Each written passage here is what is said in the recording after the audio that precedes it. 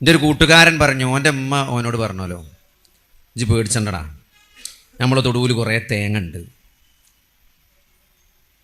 പിന്നെ പാപ്പാക്ക് റേഷൻ പിടിയുള്ളത്, അരി ഉണ്ടാവും ഇവിടെ, നമുക്കെല്ലാവർക്കും കഞ്ഞി നല്ല ഇഷ്ടമാണ്, എന്തൊക്കെ വന്നാലും നമ്മൾ കഞ്ഞിയും ചമ്മന്തി ഉണ്ടാക്കിക്കാണ്ട് എന്ത് ചെയ്യും, നമ്മൾ ജീവിക്കും, ഇജ്ജ് ബേജാറാകണ്ടെന്ന് പറഞ്ഞത്. അപ്പോൾ ജീവിക്കാൻ ശരിക്കും പറഞ്ഞാൽ റേഷൻ പൊടിയിലെ അരിയും അതുകൊണ്ടുണ്ടാക്കിയ കഞ്ഞിയും ചമ്മന്തിയും തൊടുവിലെ തേങ്ങ കൊണ്ടുണ്ട ചമ്മയും കുറച്ച് കർമൂസിയും ചേമ്പും ചേനയും ഒക്കെ തന്നെ ഉണ്ടായാലും നമുക്ക് ജീവിക്കാൻ പറ്റും.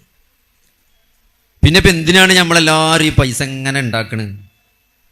അത് നമ്മൾ സമ്പാദിക്കണം. നല്ലൊരു നാളേക്ക് വേണ്ടിയാണ്. നമ്മളെ മക്കളെ കെട്ടിച്ചണം, ഓൾക്ക് നല്ല ഒരു ഒരു നല്ല രീതിയിൽ കുട്ടികളൊക്കെ പഠിപ്പിച്ചെത്തിക്കണം, നല്ലൊരു പെര വേണം, ഒക്കെ അങ്ങനെ നല്ലത് വേണം, തോന വേണം എന്ന് വിചാരിച്ച് സമ്പാദിക്കണോണ്ടാണ് നമ്മൾ ഇത്ര ഇടങ്ങാറാകേണ്ടി വരുന്നത്. അന്നാന്ന് ജീവിച്ച് പോകാനാണെങ്കിൽ ഇത്ര വലിയ ഇടങ്ങാറൊന്നും ഇല്ല.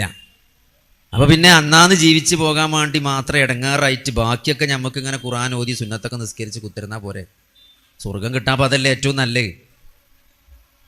വമാ ഖലഖ്തുൽ ജിന്ന വൽ ഇൻസ ഇല്ലാ ലിയഅ്ബുദൂനി, എന്നെ മാത്രം ആരാധിക്കാൻ വേണ്ടിയിട്ടാണ് നിങ്ങളെല്ലാം ഞാൻ സൃഷ്ടിച്ചത്. പിന്നെ നമ്മളെന്തിനാ ഇങ്ങനെ കിടന്ന് ഇടങ്ങാറാണ്? ആരാധിച്ചാൽ പോരെ എന്ന് പണ്ടേ എനിക്ക് തോന്നിയൊരു കാര്യമാണ്. അപ്പോൾ സഹോദരങ്ങൾ, ഇവിടെ നമ്മൾ മനസ്സിലാക്കേണ്ടത്, നമ്മൾ അള്ളാഹുവിനെ ആരാധിക്കുക എന്ന് പറയുമ്പം അത് വെറും ഒരു നിസ്കരിച്ചലും നോൽപോൽക്കലും ദിക്റ് ചെല്ലലും മാത്രമല്ല. അള്ളാഹു ഇഷ്ടപ്പെടുന്ന പ്രത്യക്ഷവും പരോക്ഷവുമായ വാക്കുകളും, അള്ളാഹു ഇഷ്ടപ്പെടുന്ന എല്ലാ കാര്യങ്ങളും, അത് പ്രത്യക്ഷമാകട്ടെ പരോക്ഷമാകട്ടെ, ലാഹിറഹു വ ബാത്തിനഹു എന്നാണ്, എല്ലാ കാര്യങ്ങളും അള്ളാഹ്ക്ക് ഇഷ്ടമുള്ള വാക്കുകളും പ്രവർത്തികളും ചിന്തകളും ഇതൊക്കെ ഇബാദത്താണ്. അള്ളാഹിനെ അറിയാം, അള്ളാഹിനെ പറ്റി ചിന്തിക്കുക, അല്ലേ? ഇന്ന ഫീ ഖൽഖി സമാവാതി വൽ അർളി വഖ്തിലാഫിൽ ലൈലി വൻ നഹാരി ലആയാതിൻ ലിഉലിൽ അൽബാബ്. അല്ലാഹു റസൂൽ സല്ലല്ലാഹു അലൈഹി വസല്ലമ ഫജ്റിൽ എഴുന്നേൽക്കുമ്പോൾ തന്നെ ചെല്ലുന്ന സൂറത്ത് ആൽ ഇംറാന്റെ അവസാനത്തെ 10 ആയത്തുകളാണ്. അതിന്റെ തുടക്കം എങ്ങനെയാണ്? ഇന്ന ഫീ ഖൽഖി സമാവാതി, അല്ലേ? ചന്ദ്രനിലേക്ക് ഒരു വണ്ടി പോയിട്ടുണ്ട്, 10 ദിവസം കൊണ്ട് ചന്ദ്രനെ ചുറ്റി ഇങ്ങോട്ട് വരും എന്നാ പറയുന്നത്. അത്രയും വിശാലമായി ഭൂമി, ഈ ഭൂമിയിലുള്ള മൺതരികളെക്കാൾ നക്ഷത്രങ്ങൾ ആകാശലോകത്തുണ്ട് എന്നാണ്. നിങ്ങൾ ആലോചിച്ച് നോക്കി, ഒരു മൺതരിൻ്റെ വലുപ്പത്ര, നക്ഷത്രത്തിൻ്റെ വലുപ്പത്ര, അല്ലേ? ഈ സൂര്യനിൽ മാത്രം 13 ലക്ഷം ഭൂമിനെ കൊള്ളുന്ന ഒറ്റ സൂര്യൻ്റെ ഉള്ളിൽ, അത്രയും വലുതാണ് സൂര്യൻ. സൂര്യനൊക്കെ വളരെ ചെറുതാന്നാണ് പറയണത്.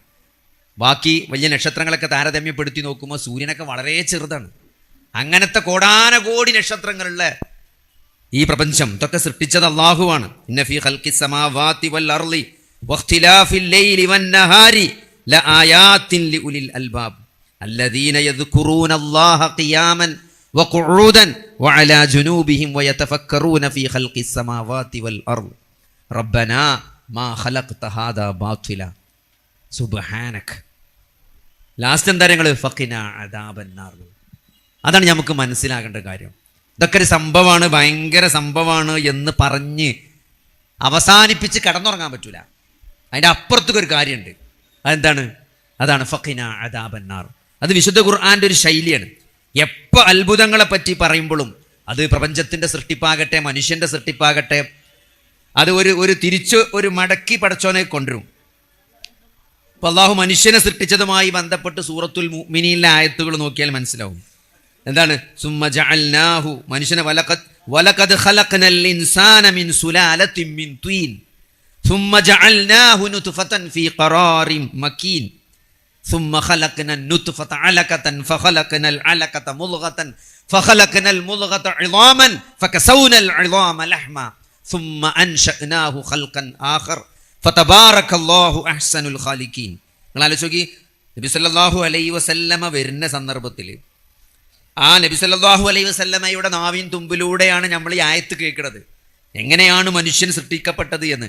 ആണിൻ്റെയും പെണ്ണിൻ്റെയും ബീജം കൂടിച്ചേർന്ന് അതൊരു ഭ്രൂണമായി, ഒരു 2 കോശമുള്ള സൈഗോട്ടായി ഭ്രൂണമായി, അത് 4 കോശമായി, 8 കോശമായി, 16 കോശമായി, അത് ഒരു ചെറിയ കുഞ്ഞു കുട്ടിയായി, പിന്നെ അതിന് പടച്ചോന് അവയവങ്ങളും, ഒരു മനുഷ്യൻ്റെ ഒരു രൂപം വന്നു, കണ്ണ് വന്നു, കാത് വന്നു, ഹൃദയം വന്നു, ഹൃദയം ഇടിപ്പ് വന്നു. അങ്ങനെ കൃത്യമായിട്ട് ഇന്ന് ഇപ്പം നമ്മൾ ആധുനിക വൈദ്യശാസ്ത്രം ഇലക്ട്രോൺ മൈക്രോസ്കോപ്പ് കണ്ടുപിടിച്ചതിന് ശേഷമാണ് ഒരു ഭ്രൂണത്തിൻ്റെ വളർച്ചയുടെ വ്യത്യസ്ത ഘട്ടങ്ങൾ വളരെ കൃത്യമായിട്ട് ശാസ്ത്രം മനസ്സിലാക്കിയത് ഇവിടെ അടുത്താണ്. പക്ഷെ 1400 കൊല്ലം മുമ്പ് ഇറങ്ങിയ ആയത്തിൽ വളരെ കൃത്യമായിട്ട് ഇന്ന് നമ്മൾ കണ്ടുപിടിച്ചത് എങ്ങനെയാണ് അതേപോലെയാണ് എന്ത് ചെയ്യുന്നത്, അപ്പം എത്രത്തോളം എന്ന് വെച്ചാൽ നമ്മളതിൻ്റെ അത്ഭുതം മനസ്സിലാക്കേണ്ടത്, ആദ്യമായി കണ്ടുപിടിച്ച മൈക്രോസ്കോപ്പ് ഉണ്ട് അല്ലേ, കുട്ടികളോടൊക്കെ ചോദിച്ചറിഞ്ഞു. ആൻറ്റൺ വോൺ ലീവൻ ഹൂക്ക് എന്ന് പറഞ്ഞ ആളാണ് മൈക്രോസ്കോപ്പ് കണ്ടുപിടിച്ചത്. ആ അദ്ദേഹം കണ്ടുപിടിച്ച മൈക്രോസ്കോപ്പിൻ്റെ ഉള്ളിലൂടെ നോക്കിയിട്ട് മനുഷ്യ ബീജത്തെ, അതായത് ഒരു ആണിൻ്റെ ശുക്ലം മൈക്രോസ്കോപ്പിലൂടെ നോക്കിയിട്ട് അന്ന് പോലും ശാസ്ത്രജ്ഞന്മാർ മനസ്സിലാക്കിയ എന്തരങ്ങൾ, ശാസ്ത്രലോകം മനസ്സിലാക്കിയത് എന്തരങ്ങൾ, എങ്ങനെയാണ് കുട്ടികളുണ്ടാകുക അറിയോ? അതായത് ഈ ഗർഭാശയത്തിൽ ഈ പുരുഷന്റെ ബീജത്തിൽ എന്തുണ്ട്, ഒരു ചെറിയ കുട്ടിയുണ്ട്, ഒരു കുഞ്ഞു കുട്ടിയുണ്ട്. ആ കുട്ടി ഗർഭാശയത്തിൽ പ്രവേശിക്കുന്നതോടുകൂടി എന്ത് ചെയ്യും, അവിടുത്തെ ചോര വലിച്ചു കുടിച്ച് വലുതാവും. അതാണ് പിന്നെ മാസക്കുളി ഉണ്ടാകാത്തത്. അങ്ങനെയാണ് കുട്ടികൾ ഉണ്ടാകുന്നത് എന്നാണ് മൈക്രോസ്കോപ്പ് കണ്ടുപിടിച്ചിട്ടും ശാസ്ത്രലോകം വിശ്വസിച്ചത്. ഹോമങ്കുലസ് എന്ന് പറഞ്ഞ ചെറിയൊരു കുഞ്ഞു കുട്ടി ഈ ഭ്രൂണത്തിൻ്റെ ഉള്ളിലുണ്ട്, ഈ ആണിൻ്റെ ബീജത്തിൻ്റെ ഉള്ളിലുണ്ട്. അതിങ്ങനെ ഗർഭാശയത്തിൽ പ്രവേശിച്ചിട്ട് പിന്നെ അങ്ങനെ രക്തം കുടിച്ച് വലുതാകുകയാണ്. മൈക്രോസ്കോപ്പിലൂടെ നോക്കിയിട്ട് പുരുഷ ബീജത്തെ നോക്കിയിട്ട് അതിൻ്റെ തല കണ്ടിട്ട് പറഞ്ഞത് ആ കുട്ടിയാണെന്ന് പറഞ്ഞു. ഇലക്ട്രോൺ മൈക്രോസ്കോപ്പ് കണ്ടുപിടിച്ചപ്പോഴൊക്കെയാണ് ഇത് കൃത്യമായിട്ട് എന്ത് ചെയ്തത്, ഇതിൻ്റെ ഘട്ടങ്ങളും ഇതൊക്കെ എന്താണെന്ന് മനസ്സിലായത്. പക്ഷേ 1400 വർഷം മുമ്പ് വിശുദ്ധ ഖുർആൻ അതിൻ്റെ ഘട്ടങ്ങൾ വിവരിക്കുകയാണ്. എത്ര കൃത്യമായിട്ടാണ്. ആദ്യം എന്ത് ചെയ്തു, അത് 2 ബീജം, ആണും പെണ്ണിൻ്റെയും ബീജം കൂടി ചേർന്ന ഒരു നുത്തുഫയായി, എന്നിട്ടോ അത് പിന്നെ അലക്കത്തായി, ഈ ഗർഭാശയ ഭിത്തിയിൽ ഇങ്ങനെ തൂങ്ങിപ്പിടിച്ച് അട്ടയെപ്പോലെ തൂങ്ങിപ്പിടിച്ച് നിൽക്കുന്ന, അട്ടയെപ്പോലെ എന്ന് പറഞ്ഞാൽ അങ്ങനെ തന്നെയാണ്. നിങ്ങളിപ്പോൾ എടുത്ത് നോക്കി അട്ടൻ്റെ അതേപോലെ. പിന്നെ അത് മുതുകയായി. മുതുക പറഞ്ഞ ഭാഷാർത്ഥത്തിൽ ചവച്ചരക്കപ്പെട്ടത് എന്നാണ്. നമ്മളിപ്പോൾ ഒരു ബബിൾക്ക് അങ്ങനെ ചവച്ചുകാരൻ തുപ്പിയാൽ എന്തുണ്ടാവും, ആ ബബിൾക്ക് എത്തുമ്പോൾ പല്ലിൻ്റെ അടയാളം ഉണ്ടാവും. അതേപോലെ നട്ടലിൻ്റെ സാധനം ഉണ്ടായി വരുന്ന ചെറിയ ഈ പല്ലിൻ്റെ മാരത്തെ ഇത് കാണാൻ പറ്റും. ഒരടുത്ത സ്റ്റേജിൽ നമുക്ക് കാണാൻ പറ്റും, മുതുകയായി എന്നാണ്. എന്നിട്ട് ആ മുതുക എന്ത് ചെയ്തു, ആ മുതുക എല്ലായി മാറി. ആ എല്ലാം എന്ത് ചെയ്തു, അസ്ഥി മാംസം കൊണ്ട് അതിനെ, മസിൽ കൊണ്ട് അതിനെ പൊതിഞ്ഞു. അപ്പോൾ ആദ്യം എല്ലാം ഉണ്ടാകണം, പിന്നെ മസിൽ ഉണ്ടാകും. എന്നിട്ടോ സുമ്മ അൻശഅനാഹു ഖൽഖൻ ആഖർ, എന്നിട്ടൊരു മറ്റൊരു സൃഷ്ടിയായി അള്ളാഹു അതിനെ സൃഷ്ടിച്ചു എന്നാണ്. എന്നിട്ട് ഇതൊക്കെ പറഞ്ഞിട്ട് പഠിച്ചോൻ പറയണ എന്താ കാര്യങ്ങൾ, സുമ്മ ഇന്നകും ബഅദ ദാലിക ലമയ്യിതൂൻ, നിങ്ങളെല്ലാവരും ഞാൻ മരിപ്പിക്കുന്ന പറഞ്ഞത്. അവസാനിക്കണില്ല, ആ മരിച്ചോടുത്ത് നിൽക്കണില്ല. അതുകൊണ്ടാണ് നമ്മൾ ഈ ചൂടത്ത് ഇവിടെ വന്ന് നിൽക്കുന്നത്. എന്താണ്, സുമ്മ ഇന്നകും യൗമൽ ഖിയാമത്തി തുബഅസൂൻ, ഖിയാമത്ത് നാൾ രണ്ടാമത് നിങ്ങൾ എന്ത് ചെയ്യും, ആഴ്ച കൊടുത്താത്താനെയും മയമുട്ടീനെയൊക്കെ അതേമാതിരി തന്നെയാണ് വരിക. നമ്മൾ തന്നെ ഇക്കാരം അവിടെ. ഞാൻ അങ്ങനെ വിചാരിച്ചണ്ട, നമ്മളെ പോലത്തെ വേറെ ആൾക്കാരാണ് വിചാരിച്ചത്. നിങ്ങൾ തന്നെയാണ് അവിടെ ഉണ്ടാകുക. ഈ ഖബറിന്ന് നമ്മൾ തന്നെയാണ് രണ്ടാമത് ഉയർത്തെഴുന്നേറ്റ് വരിക എന്ന് പടച്ചോൻ കൃത്യമായിട്ട്. അപ്പൊ ഈ നമ്മൾ മനസ്സിലാക്കേണ്ട ഏത് അത്ഭുതങ്ങളും അള്ളാഹു പറയുമ്പം അത് മുട്ടിച്ചിനവിടെ ഞങ്ങൾ മരണാനന്തര ജീവിതത്തിലേക്കാണ്. മരണത്തിന് ശേഷം ഒരു ജീവിതമുണ്ട്, അത് ബോധ്യപ്പെടുത്താൻ വേണ്ടിയിട്ടാണ് അള്ളാഹു ഈ അത്ഭുതങ്ങളൊക്കെ പറയണം. അപ്പം അതുകൊണ്ട് ഇതറിയാന്നുള്ളത്, ഈ അള്ളാഹുവിനെ അറിയാന്നുള്ളത് തന്നെ ആരാധനയാണ്. അള്ളാഹുവിനെ അറിയുമ്പോൾ നിങ്ങൾ അള്ളാഹിനെ സ്നേഹിക്കും. അള്ളാഹിനെ സ്നേഹിക്കുന്നത് ഇബാദത്താണ്.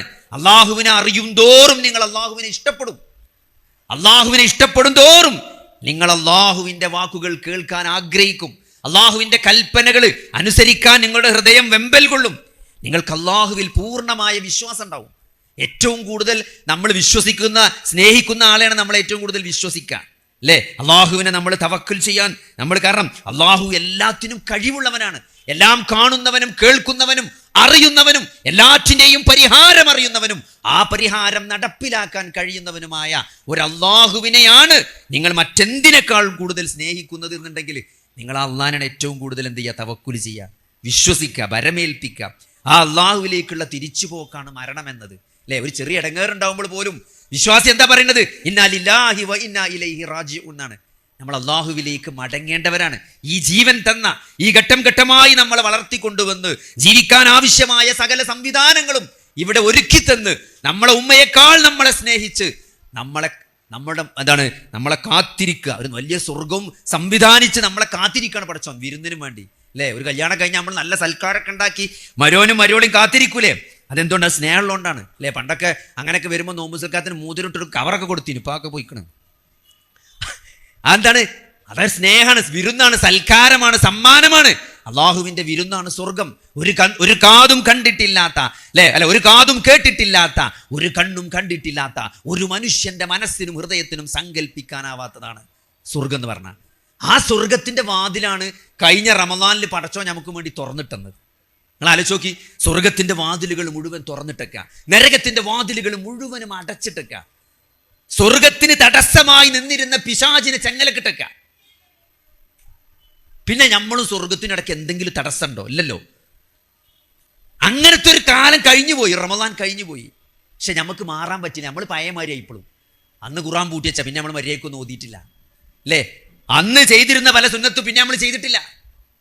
എല്ലാം നമ്മൾ മാറ്റിവെച്ചു. നമുക്കും സ്വർഗത്തിനും ഇടയിലുണ്ടായിരുന്ന സകല തടസ്സങ്ങളെയും അള്ളാഹു നീക്കം ചെയ്ത് സ്വർഗത്തിന്റെ വാതിലുകൾ തുറന്നിട്ട് നരകത്തിന്റെ വാതിലുകൾ അടച്ച് പിശാചിനെ ചെങ്ങലക്കിട്ട് അള്ളാഹു സുബ്ഹാനഹു വ തആല നമ്മളെ സ്വർഗത്ത് കയറ്റാൻ വേണ്ടി റെഡി ചെയ്യുന്നു. പക്ഷെ നമ്മൾ റെഡിയായില്ല. അപ്പൊ എന്താ പ്രശ്നം? നമ്മളടുത്താണ് പ്രശ്നം. നമ്മൾ മാറാൻ തയ്യാറായില്ല എന്നുള്ളതാണ്. നിങ്ങളെന്താ പറയുക, ഇത് ശരിക്കും മനസ്സിലാക്കണമെങ്കിൽ ഈ സ്വർഗവും നരകവും ഉണ്ടാക്കിയിട്ട് ജിബ്രീലിനോട് അത് കണ്ടുവരാൻ വേണ്ടിയിട്ട് പടച്ചോൻ പറയുന്ന ഒരു ഹദീസ് ഉണ്ട്. തിർമിദിയിലും അബൂദാവൂദിലൊക്കെ ഉദ്ധരിക്കുന്ന ഹദീസാണ്. അത് കണ്ടിട്ട് സ്വർഗം ഉണ്ടാക്കി പടച്ചോൻ. എന്നിട്ട് ജിബ്രീലിനോടൊന്ന് പോയി നോക്കാൻ പറയാം. അങ്ങനെയല്ല, നമ്മളൊരു അതിർപ്പുള്ള സാധനം ഉണ്ടാക്കിയാൽ നമ്മൾ പറയാലോ ചെന്ന് പോയി നോക്ക്. അങ്ങനെ ജിബ്രീൽ പോയി കണ്ടുവന്നു എന്നാണ്. അതെന്താ പറഞ്ഞത്? നിങ്ങൾ ഇത് കണ്ടാണ് എന്നല്ല പറഞ്ഞത്, ഇത് കണ്ടോര് നല്ല ജിബ്രീൽ പറഞ്ഞത്. ഇതിനെപ്പറ്റി കേട്ട ഒരാളും ഇതിലെത്താതക്കൂല എന്നാണ്. അത്രയും അടിപൊളിയാണ് സ്വർഗം. എന്ത്? ഇതിനെപ്പറ്റി കേട്ട ഒരാളും ഇതിലെത്താതക്കൂല എന്ന് പറഞ്ഞാൽ എന്തേക്കറിയ? അപ്പൊ അള്ളാഹു സുബ്ഹാനഹു വ തആല ഒരു കാര്യം ചെയ്തു. എന്ത്? ആ സ്വർഗത്തെ മക്കാരിഹകളായ കാര്യങ്ങൾ കൊണ്ടൊന്നാണ് പൊതിഞ്ഞു എന്നാ പറഞ്ഞത്. ഹഫ എന്നാ പറഞ്ഞത്. ഹഫ ബിൽ മക്കാരി. എന്താ ഹഫ? എന്താ മക്കാരി പറഞ്ഞാൽ ചെയ്യാൻ ഇടങ്ങേറുള്ള കുറച്ച് കാര്യങ്ങൾ കൊണ്ട് സ്വർഗത്തെ അങ്ങോട്ട് പൊതിഞ്ഞു. എന്നിട്ട് ജിബ്രീലിനോട് പറഞ്ഞു ഒന്നുകൂടി ഇങ്ങനെ പോയി നോക്കാറ്. അങ്ങനെ രണ്ടാമത് ജിബ്രീൽ സ്വർഗം പോയി നോക്കിയിട്ട് വന്നിട്ട് പറഞ്ഞു, ഞാൻ ഭയപ്പെടുകയാണ്, ഒരൊറ്റ ആളും ഇതിലെത്തൂല എന്നാ പറഞ്ഞത്. ഒരൊറ്റ ആളും ഇതിലെത്തൂല എന്ന് ഞാൻ പേടിക്കുന്നുണ്ട് പറഞ്ഞു. കാരണം എന്താ പറയുക, നിങ്ങൾ കുറച്ചിടങ്ങേറുണ്ട്. സ്വർഗത്തിൽ കയറാൻ കുറച്ചിടങ്ങേറ് വെച്ചുകിടുന്ന തന്നെയാണ്. എന്താണ്? എല്ലാ കാര്യങ്ങളും കുറച്ചിടങ്ങേറ് പിടിച്ച കാര്യങ്ങളാണ് അല്ലേ? ഒഴുക്കിനെതിരെ നീന്തുമ്പോൾ നമുക്ക് സ്വർഗത്ത് പോകാൻ പറ്റില്ല. എല്ലാവരും കാട്ടണമാരി കാട്ടിയാൽ സ്വർഗത്തേക്ക് പോകാൻ പറ്റൂല അല്ലേ? നമ്മളാൾക്കാർ വല്ല എന്താ ഒരു പ്രശ്നം, എന്താ പലിശക്കൊരു പ്രശ്നം, എന്താ ഒരു ഹൗസിംഗ് ലോൺ ഒരു 5%, 6% ലോണ്, വിദ്യാഭ്യാസ ലോണ് കുട്ടികൾക്ക് എടുത്തു കൊടുത്താൽ ഓനൊരാൾ പറഞ്ഞാണ് ഓനൊരു ഉത്തരവാദിത്വ ബോധം ഉണ്ടാവില്ല. നമ്മളിങ്ങനെ പൈസ കൊടുത്താൽ ഓന ബോധം ഉണ്ടാവില്ല. ഓൻ്റെ പേരിൽ ലോൺ എടുക്കുമ്പോൾ ഓന് ബോധം ഉണ്ടാവും, ഇത് അടക്കണം, ഇതിന് പലിശ കൊടുക്കണം, അപ്പോൾ നന്നായി പഠിച്ചോളുന്ന്. എന്താലേ? അതാണ് പറഞ്ഞത്, ഈ പിശാചൊക്കെ ഭംഗിയാക്കി കാണിക്കുന്നതാണ്. എല്ലാം ഭംഗിയാക്കി, തെറ്റുകളെ ഭംഗിയാക്കി കാണിക്കും. നമുക്ക് കേട്ടിരുന്ന കുഴപ്പമില്ലാന്നല്ലേ അല്ലേ? ഒരു ചെക്കനെ നമ്മൾ സ്വന്തം മകനെ പൈസ ഉണ്ട് എന്നാലും ഓൻ ലോൺ എടുത്ത് പഠിപ്പിച്ചു. എന്തിനാണ്? ഓനൊരു ഉത്തരവാദിത്ത ബോധം ഉണ്ടാകാൻ വേണ്ടി. കാരണം ഓൻ ലോൺ അടക്കേണ്ടി വരും, അപ്പം കുതിരൽച്ചൂല. ഇബ്ലീസ് നമ്മളെ മനസ്സ് കിട്ടേരാണ്. വസുയ്യിന ലഹുമു ശൈത്താൻ, ശൈത്താൻ ഭംഗിയാക്കി കാണിക്കുന്നതാണ്. അപ്പോൾ ആൾക്കാർ എന്തിനാ ഇപ്പോൾ ഒരു വീടുണ്ടാക്കാൻ ചെറിയൊരു ലോൺ എടുത്താൽ എന്താ മെല്ലെ മെല്ലെ അടച്ചാൽ മതി. 20 കൊല്ലം കൊണ്ട് 25 കൊല്ലം കൊണ്ട് അടച്ചാൽ മതി. നമ്മളെ ശമ്പളത്തിൽ നിന്ന് ചെറിയൊരു EMI. കേട്ടാൽ നല്ല ചുരുക്കുണ്ട്, കേട്ടാൽ തോന്നുന്നു നല്ല പരിപാടിയാണെന്ന്. പക്ഷെ എന്താ നിങ്ങൾ, മാതാവിനെ വ്യഭിചരിക്കുന്നതിനേക്കാൾ ഗൗരവമാണ് പലിശയുടെ ഏറ്റവും ചെറിയ ഇനം എന്നാണ് നബി സല്ലല്ലാഹു അലൈഹി വസല്ലം പറഞ്ഞത്. അപ്പം അതന്നെയാണ്, സ്വർഗത്ത് പോകണമെങ്കിൽ എന്ത് വേണം? കുറച്ചിടങ്ങേറുണ്ടാവും, ലോൺ എടുക്കാൻ പറ്റൂല അല്ലേ? ഇപ്പോൾ കുടിയിരിക്കപ്പോൾ അടുക്കള, എൻ്റെ സുഹൃത്ത് പറഞ്ഞാൽ അടുക്കള പറ്റ കിടന്ന് പെണ്ണുങ്ങൾക്ക് എന്നാൽ അടുക്കള നന്നാക്കണം എന്നാ പറഞ്ഞത്. നിങ്ങൾ ബാക്കിയൊന്നും നന്നാക്കില്ല, അടുക്കളെങ്കിലും ഒന്ന് നന്നാക്കി തരുന്നത് സത്യമാണ്. കാരണം പെണ്ണുങ്ങളെ ഏറ്റവും കൂടുതൽ ചെലവിടുന്ന സ്ഥലം അടുക്കളയാണ്. അപ്പോൾ അതെങ്കിലും നന്നായി കിട്ടിയാൽ അല്ലേ? നമ്മളമാര് ചിലപ്പോൾ അമ്മക്ക് സന്തോഷം ഉണ്ടാണെങ്കിൽ നമ്മൾ ബ്രോസ്റ്റ് കൊണ്ടുവന്നിട്ട് കാര്യമല്ല. നല്ല റോഡ് സൈഡിൽ നിന്ന് നല്ല ഈർക്കിളിലൊരു ചൂലിട്ടിയാൽ കൊണ്ടേ കൊടുത്താൽ മതി ഉമ്മാക്ക്. ഉമ്മ ചിലപ്പോൾ അത് ആ ബ്രോസ്റ്റിനേക്കാൾ ഉമ്മാക്ക് സന്തോഷം തേക്കരാ നല്ല ഈർക്കിളില്ല ചൂല്, മാറാലിട്ടാൻ പറ്റിയ നല്ല ഉയരമുള്ള സാധനങ്ങൾ കൊടുന്നതിലും കിട്ടിയാൽ അത് കൊണ്ടേ കൊടുത്താൽ അമ്മ ഹാപ്പിയാവും. അത് ഓരോരുത്തർക്കും അങ്ങനത്തെ കാര്യങ്ങളാണ് ഇഷ്ടം. ഇപ്പം സഹോദരങ്ങളെ, നമ്മളെന്താ പറയുക, അള്ളാഹ്ക്ക് എന്താണോ, അള്ളാഹ്ക്കും റസൂലിന് എന്താണോ ഇഷ്ടം അതാണ് നമ്മളിഷ്ടം, അതാകണം നമ്മളിഷ്ടം. അപ്പോഴാണ് സ്വർഗം കിട്ടുക. സ്വർഗം കിട്ടണമെങ്കിൽ കുറച്ചിടങ്ങേറുണ്ട്. കാരണം എന്താ പറയുക, കാലാകാലം ഉള്ളതാണ് സ്വർഗം എന്ന് പറഞ്ഞാൽ. ഇവിടുത്തെ 5 കൊല്ലം 10 കൊല്ലം 100 കൊല്ലമല്ല. ഇവിടെ ആൾക്കാർ ഈ കെട്ടിമറിയണൊക്കെ എന്തിനാണ്? ഒരു 20-25 കൊല്ലം ജീവിക്കാനാണ് ഈ കെട്ടിമറിയണത്. ഇത് കാലാകാലാണ്, അവസാനമല്ല, മരണമല്ല. പിന്നെ അവിടുന്ന് അങ്ങോട്ട് എല്ലാ സുഖങ്ങളും ആലോചിച്ച് നോക്കി. നമ്മളിവിടെ ഒരു റൂം എടുത്ത് ഒരു ദിവസം നല്ല റൂം നല്ലൊരു സ്ഥലത്ത് എടുക്കണമെങ്കിൽ എത്ര പൈസ കൊടുക്കണം അല്ലേ? നല്ല റിസോർട്ടിൽ ഒരു ദിവസം നിൽക്കണമെങ്കിൽ നിങ്ങൾ 4 കുട്ടികളായിട്ട് പോയി നോക്കി. അങ്ങനെ ചെറിയ പൈസ കൊണ്ട് നിൽക്കാൻ പറ്റില്ല. നല്ല സൗകര്യങ്ങൾ എടുത്ത് നല്ല പൈസ കൊടുക്കണം. ഒരു ദിവസം 2 ദിവസമൊക്കെ ചൊറുക്കുണ്ടാവുള്ളൂ. പിന്നെ നമുക്ക് അവിടെ നിന്ന് നമ്മൾ ആഫീസ് കിട്ടും. ഇത് കിയാമത്ത്, കാലാകാലാണ്, മരണമല്ല, അതാണ് സ്വർഗം. അപ്പൊ ഈ കയറണമെങ്കിൽ നമ്മൾ കുറച്ച് മെനക്കെടണ്ടേ? അതേപോലെ നരകണ്ടാക്കിയിട്ട് ജിബ്രീലിനോടൊന്ന് പോയി നോക്കാൻ വേണ്ടി പറയാണ്. അങ്ങനെ പോയി നോക്കി ജിബ്രീൽ വന്നിട്ട് പറയാണ്, ഇതിനെപ്പറ്റി കേട്ടൊരാളും ഇതിൽ ചാടൂലാന്ന്, അതിൽ മുകൂലാന്നാണ്. ഓനെ രക്ഷപ്പെടും, ഇന്ന് നോക്കി നടക്കും. അതിൽ അള്ളാഹു എന്താ ചെയ്തങ്ങൾ? അള്ളാഹു ഹഫ ബിൽ ഷഹവാത്തി എന്നാണ്. അള്ളാഹു ഷഹവാത്തുകൾ കൊണ്ട് നരകത്തെ അങ്ങോട്ട് പൊതിഞ്ഞു എന്നാണ്, ദേഹേച്ഛകൾ കൊണ്ട്. ചെയ്യാൻ ഇഷ്ടമുള്ള കാര്യം, നമ്മളങ്ങനെ മനസ്സ് പ്രേരിപ്പിക്കുന്ന കുറേ കാര്യങ്ങളുണ്ടല്ലോ, മനുഷ്യൻ്റെ ദേഹേച്ഛകൾ കൊണ്ട് അതിനോട് പൊതിഞ്ഞു. എന്നിട്ട് ജിബ്രീലിനോട് ഒന്നുകൂടി പോയി നോക്കിയിട്ട് വരാൻ പറഞ്ഞു. അപ്പോൾ ജിബ്രീൽ പോയി നോക്കി വന്നിട്ട് പറഞ്ഞു, എല്ലാവരും കുണ്ടിൽ മുകുന്നാ പറഞ്ഞു, എല്ലാവരും കുണ്ടിൽ മുകും, ഞാൻ പേടിക്കുന്നുണ്ടെന്ന്. അപ്പോൾ അതുകൊണ്ട് സഹോദരങ്ങളെ, നരകത്തിൽ മുകുന്ന കാര്യങ്ങൾ നമ്മൾ നല്ലോണം ശ്രദ്ധിക്കണം. ഞാൻ പറഞ്ഞു തരുന്നത് എന്താ വെച്ചാല് നമുക്ക് അള്ളാഹു കണ്ണും ചെവിയും കാതും ഇതൊക്കെ നൽകി എന്തിനാ വെച്ചാല് ഇതൊക്കെ മനസ്സിലാക്കാനും അറിയാനും വേണ്ടിയിട്ടാണ്. സനുരീഹിം ആയാതിനാ ഫിൽ ആഫാഖി വഫീ അൻഫുസിഹിം ഹത്താ യതബയ്യന ലഹും അന്നഹുൽ ഹഖ്. ആലോചിച്ച് ഈ എന്താണ് പ്രപഞ്ചത്തില് ആഫാഖില് നിങ്ങളിൽ തന്നെയും ഈ കാണുന്ന ഈ ചുറ്റുമുള്ള അണ്ടകടാഹങ്ങളും ഗോളങ്ങളും നക്ഷത്രങ്ങളും അതേപോലെ തന്നെ നിങ്ങളുടെ ശരീരത്തിൽ തന്നെയും അള്ളാഹു കുറേ ആയാത്തുകൾ ദൃഷ്ടാന്തങ്ങളുണ്ട്. ഇപ്പം നേരത്തെ പറഞ്ഞില്ല, ചന്ദ്രനിൽ പോയി വരാൻ നമ്മൾ മുകളിലേക്ക് നോക്കുമ്പം കാണുന്ന മഹാ അത്ഭുതങ്ങൾ, ഈ നക്ഷത്രങ്ങൾ നമ്മളെ ശരീരത്തിൽ തന്നെയുള്ള. ഞാൻ ഇപ്പം ഇവിടെ വരും മൂപ്പരോട് ചോദിച്ചു, നിങ്ങളെ പെരയിലെ വെള്ളത്തിന്റെ ടാങ്ക് എത്രയാണ് ചോദിച്ചു. മൂപ്പരന് 1000 ലിറ്റർ ആണെന്ന് പറഞ്ഞു. എൻ്റെ ഒരു ഓർമ്മ 1000 ലിറ്ററിന്റെ പെരയിൽ 2500 അങ്ങനെ എന്തോ ആണ്. ഞാൻ എന്തിനാ ചോദിച്ചാല് നമ്മളെ ഹൃദയം ഒരു ദിവസം, നിങ്ങൾക്കറിയാം, ഒരു ദിവസം നമ്മളെ ഹൃദയം 1,00,000 പ്രാവശ്യം സ്പന്ദിക്കുന്നു. 7000 ലിറ്റർ ബ്ലഡ് നമ്മളെ ഹൃദയം പുറത്തേക്ക് തള്ളുന്നുണ്ട്. ഒരു ദിവസം നമുക്ക് 7000 ലിറ്റർ ചോര വേണം. 7000 ലിറ്റർ. നിങ്ങളെ പെരയത്തെ ടാങ്ക്, വെള്ളത്തിന്റെ ടാങ്ക് 1000 ലിറ്റർ ഉള്ളൂ. ഇനി വലിയ പൈസക്കാരാണെങ്കിൽ, വലിയ ബമ്മാടൊക്കെ ആണെങ്കിൽ ഒരു 3000, അല്ലെങ്കിൽ 2 വെച്ച 6000 ആവുള്ളൂ. 7000 ലിറ്റർ ആലോചിക്ക്. 7000 ലിറ്റർ ഉള്ള ടാങ്ക് നിങ്ങൾ വെള്ളം അടിച്ചെങ്കിൽ കറണ്ടിന് എത്ര പൈസ കൊടുക്കണം? ഒരു ദിവസം 7000 ലിറ്റർ ബ്ലഡ് ഹൃദയം പുറത്തേക്ക് തള്ളുന്നുണ്ട്, എല്ലായിടത്തും എത്തിക്കാൻ വേണ്ടിയിട്ട്. 1,00,000 പ്രാവശ്യം ഹൃദയം ഇടിക്കുന്നുണ്ട്. നിങ്ങൾക്കറിയതൊക്കെ നമ്മളെ തലച്ചോറ് അത്ഭുതങ്ങളാണ്. മനുഷ്യൻ ഇപ്പോഴും ഉണ്ടാക്കാൻ ശ്രമിക്കുന്ന കമ്പ്യൂട്ടർ എന്ന് പറഞ്ഞാൽ മനുഷ്യന്റെ തലച്ചോറിനെ പോലത്തെ കമ്പ്യൂട്ടറാണ്. നിങ്ങളെ ഫോൺ എത്ര? ഇപ്പൊ കഴിഞ്ഞ ഫോൺ എത്ര? എന്റെ ഫോൺ 512 GB ആണ്, അറിയും അല്ലേ? 512 GB അല്ലെങ്കിൽ 1 TB ഒക്കെയാണ് ഇപ്പൊ വലിയ ഫോൺ എന്ന് പറഞ്ഞപ്പോ അതാണ് 1 TB. നിങ്ങളെ തലച്ചോറ് എത്ര? നിങ്ങൾക്ക് 2400 TB ആണ്, അല്ലെങ്കിൽ 24,000 GB ആണ് തലച്ചോറ് പറഞ്ഞത്. മെമ്മറി, വെറും മെമ്മറി, ഹാർഡ് ഡിസ്ക് മാത്രമല്ല തലച്ചോറ്. തലച്ചോറിൽ എല്ലാ പരിപാടിയും അതിന്റെ കൂട്ടത്തിലൊരു പരിപാടിയാണ് സ്റ്റോറേജ് പറഞ്ഞത്. സ്റ്റോറേജിന് മാത്രമുള്ള സാധനമല്ല തലച്ചോറ്, എല്ലാ പരിപാടിയും നടക്കണം. അതിന്റെ ഒപ്പം അതിന് 2400 TB സ്റ്റോറേജ് കപ്പാസിറ്റി ഉണ്ട്. 1 TB പറഞ്ഞാൽ തന്നെ 1000 GB ആണ്. അത്രയും കപ്പാസിറ്റി ഉള്ള ഒരു തലച്ചോറ്. എല്ലാം നമ്മൾ ഏത് സാധനങ്ങളിട്ട് മനുഷ്യന്റെ ശരീരം എല്ലാം അത്ഭുതമാണ്, അല്ലെ? ഒരു ഡയാലിസിസ് ചെയ്യുമ്പോൾ നമ്മളെന്താണ്, ഒരു ഡയാലിസിന്റെ മെഷീൻ തന്നെ അതിന്റെ വലുപ്പത്തിൽ ഫ്രിഡ്ജിന്റെ വലുപ്പമുണ്ട് ഒരു ഡയാലിസിസ് മെഷീൻ. അതിപ്പോ ഒരു കിഡ്നിന്റെ പണിയാണ് ഇപ്പൊ എടുക്കുന്നത്. നമ്മളെ കിഡ്നി എത്ര? നാടൻമാങ്ങന്റെ അണ്ടിന്റെ അത്രക്കുള്ള ഒരു കിഡ്നി പറഞ്ഞാൽ, ഒരു നാടൻമാങ്ങന്റെ വലുപ്പമുള്ള ഒരു കിഡ്നി. ആ കിഡ്നി എടുക്കുന്ന പണിയാണ് ഇപ്പൊ ഈ പെട്ടിമരുത്ത മെഷീൻ എടുക്കുന്നത്. അതും പൂർണ്ണമായിട്ട് എടുക്കുന്നില്ല, അത് കുറെ പ്രശ്നങ്ങൾ അതുകൊണ്ടുണ്ട്. പിന്നെ കുറെ പണി നടക്കാത്തതുണ്ട്. കിഡ്നി നടത്തുന്ന പല കാര്യങ്ങളും അതിനെ കൊണ്ട് നടത്താൻ പറ്റാത്തതുണ്ട്. അങ്ങനെ മനുഷ്യ ശരീരം ഒരു അത്ഭുതങ്ങളാണ്. ഈ അത്ഭുതം മുഴുവനും അല്ലാഹു സുബ്ഹാനഹു വ തആലയെ പറ്റി അറിയാനും മനസ്സിലാക്കാനാണ്. നമ്മളെ കണ്ണ്, അല്ലെ? കണ്ണിന്റെ ക്യാമറന്റെ പവർ എത്രയാണ്, അല്ലെ? അതിന്റെ ലൈറ്റ് കൂടുമ്പോൾ കുറയുമ്പോഴൊക്കെ നമ്മൾ ലെൻസ് അതിനനുസരിച്ച് അഡ്ജസ്റ്റ് ചെയ്യും. ലെൻസിന് രക്തക്കോയിൽ, ശരീരത്തിൽ രക്തക്കോയിൽ ഇല്ലാത്ത അവയവമാണ് ലെൻസ്. ബാക്കിയുള്ള എല്ലാ അവയവങ്ങൾക്കും രക്തക്കോയിലുണ്ട്. ലെൻസിന് എന്താ രക്തക്കോയിൽ ഇല്ലാത്തത്? ലെൻസിന്റെ കൂടെ രക്തക്കോയിൽ പോയാൽ എന്തേക്കാരം സ്ഥിതി? നമ്മൾ രക്തക്കോയിൽ ഇങ്ങനെ ഈ ലെൻസ് ഇത്ര ക്ലിയർ ആയിട്ട് കാണുന്നത് എന്തുകൊണ്ടാണ്? നമ്മളെ ലെൻസ് ക്ലിയർ ആണ്, അതിന്റെ ഉള്ളിൽ മാത്രം രക്തക്കോയിൽ. ബാക്കി ശരീരത്തിലെ എല്ലാ അവയവങ്ങളും രക്തക്കോയിലുണ്ട്, ലെൻസിൽ രക്തക്കോയിലില്ല. അവിടെ ഓക്സിജൻ എത്തിക്കാൻ അല്ലാഹു വേറെ സംവിധാനമാണ് ഒരുക്കിയത്, അല്ലേ? അപ്പൊ അങ്ങനെ എന്ത് നമ്മളെ ശരീരത്തിൽ എന്തെടുത്താലും നമ്മളെ ഈ 206 എല്ലുകള്, നമ്മളെ താങ്ങി നിർത്തുന്ന എല്ലുകള്, അതിലെ കാൽസ്യം എന്ന് പറഞ്ഞാല് നമ്മൾ ജനിച്ചപ്പോഴുള്ള കാൽസ്യം അല്ല ഇപ്പൊ ഉള്ളത്. അതിലെ കാൽസ്യം, അതിലെ സാധനങ്ങളൊക്കെ കണ്ടിന്യൂസ് ആയിട്ട് ഇങ്ങനെ മാറിക്കൊണ്ടിരിക്കുകയാണ്. അങ്ങനെ മനുഷ്യ ശരീരത്തിൽ നമ്മുടെ DNA, മനുഷ്യന്റെ DNA ഇങ്ങനെ അങ്ങോട്ട് ഏച്ചൂട്ടിയാൽ എത്ര? 7200 കോടി കിലോമീറ്റർ ആണ്. 7200 കോടി കിലോമീറ്റർ ആണിത്. ഒരാളുടെ ശരീരത്തിലെ DNA എന്ന് പറഞ്ഞ കോശത്തിൽ ഇങ്ങനെ ചുരുട്ടി വെച്ച സാധനമാണ് DNA എന്ന് പറഞ്ഞാൽ. അതിങ്ങനെ നീർത്തിയാല്, ഒരു കോശത്തിലെ DNA നിർത്തിയാൽ 2 മീറ്റർ ഉണ്ട് എന്നാണ്.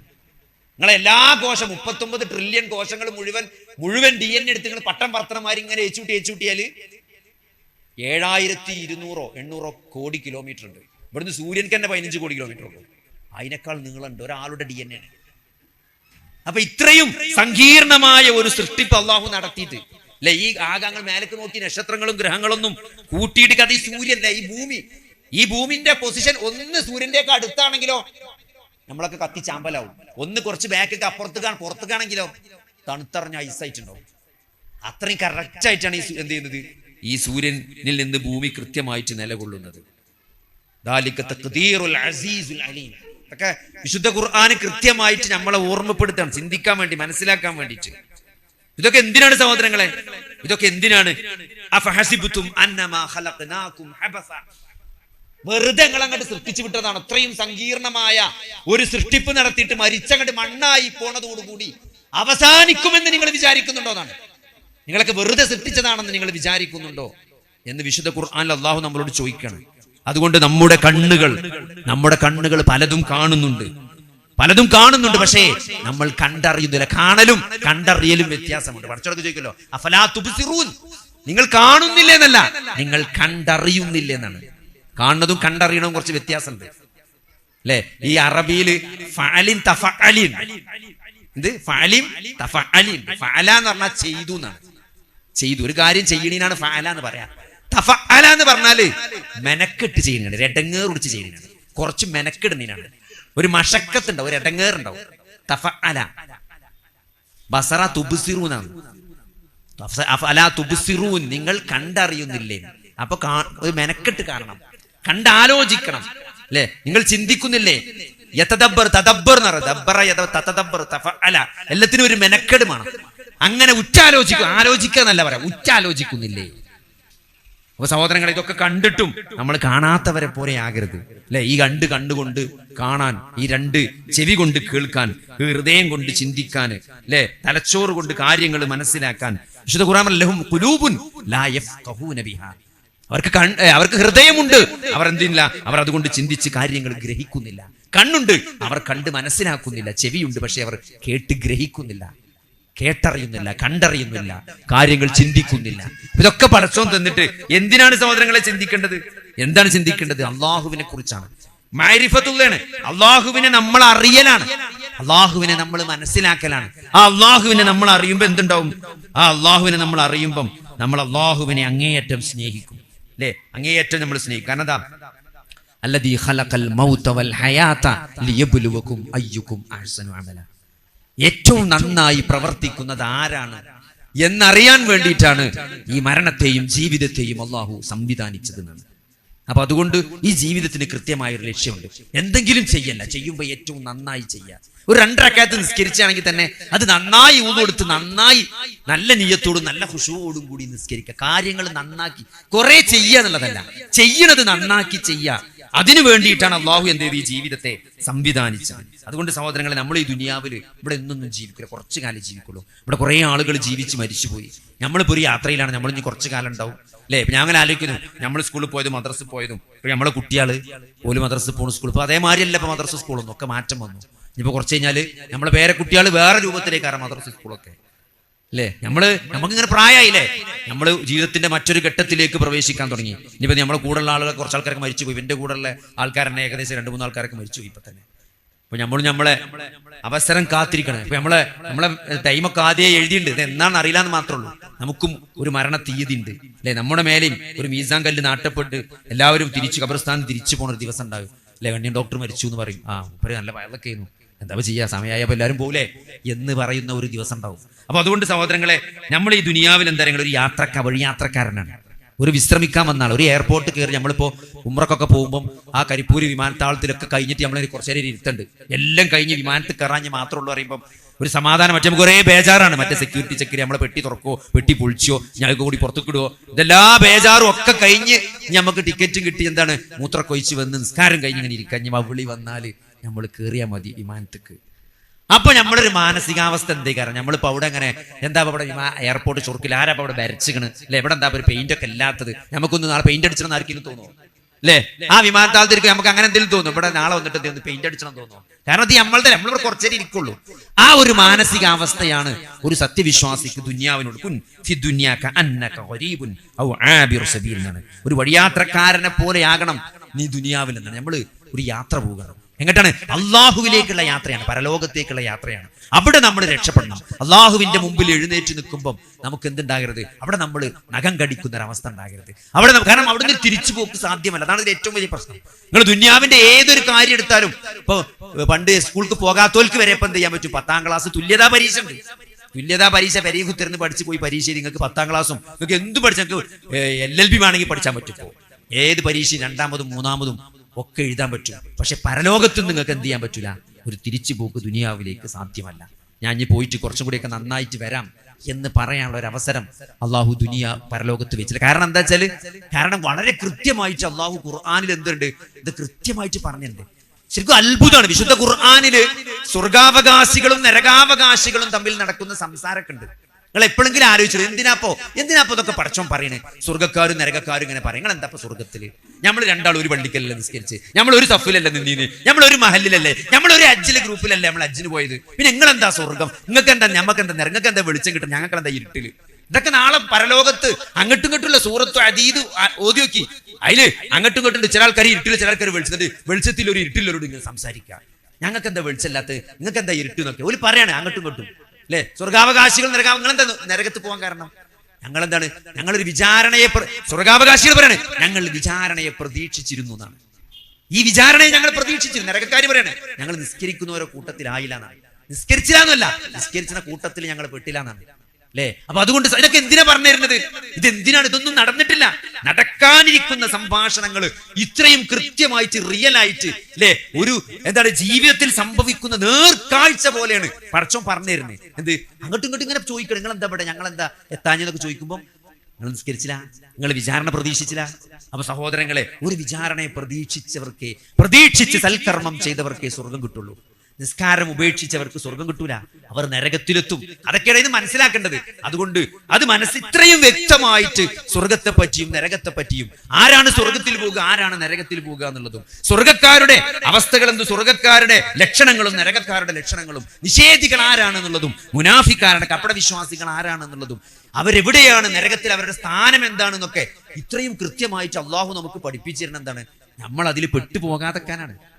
ആ സൂക്ഷ്മത ജീവിതത്തിൽ വെച്ച് പുലർത്തി മുന്നോട്ട് പോകാൻ വേണ്ടിയിട്ടാണ്. അതുകൊണ്ട് സഹോദരങ്ങളെ, ഇത് ദുനിയാവാണ്, ഇതിവിടെ പരീക്ഷണത്തിന്റെ ലോകമാണ്. അതുകൊണ്ട് ഇവിടെ പരീക്ഷിക്കപ്പെടാതെ ഒരു വിശ്വാസിക്ക് മുന്നോട്ട് പോകാൻ സാധ്യമല്ല. ഇത് സ്ട്രഗിള്, ഇവിടെ പ്രയാസം ഉണ്ടാകും. ഇവിടുത്തെ പ്രയാസം ഒരു ശിക്ഷയായിട്ട് നമ്മൾ കാണേണ്ടതില്ല അല്ലെ, ഒരു ശിക്ഷയല്ല. അത് അള്ളാഹുവിന്റെ സ്നേഹമാണ്. അള്ളാഹു സ്നേഹിക്കുന്നവരെയാണ് എന്ത് ചെയ്യുള്ളൂ, പരീക്ഷിക്കുള്ളൂ. ഏറ്റവും കൂടുതൽ പരീക്ഷണങ്ങൾക്ക് വിധേയരായവരാരാണ്? അമ്പിയാക്കന്മാരാണ്. അതുകൊണ്ട് പരീക്ഷണങ്ങൾ വരിക എന്നുള്ളത് എന്തായി കാണരുത്, അള്ളാഹുവിന്റെ ഒരു പണിഷ്മെന്റ് ആയിട്ട്, ശിക്ഷയായിട്ട്. അത് നമ്മളങ്ങനെ ഇടങ്ങേറാക്കുകയാണ് എന്ന് നിങ്ങൾ വിചാരിക്കേണ്ടതില്ല.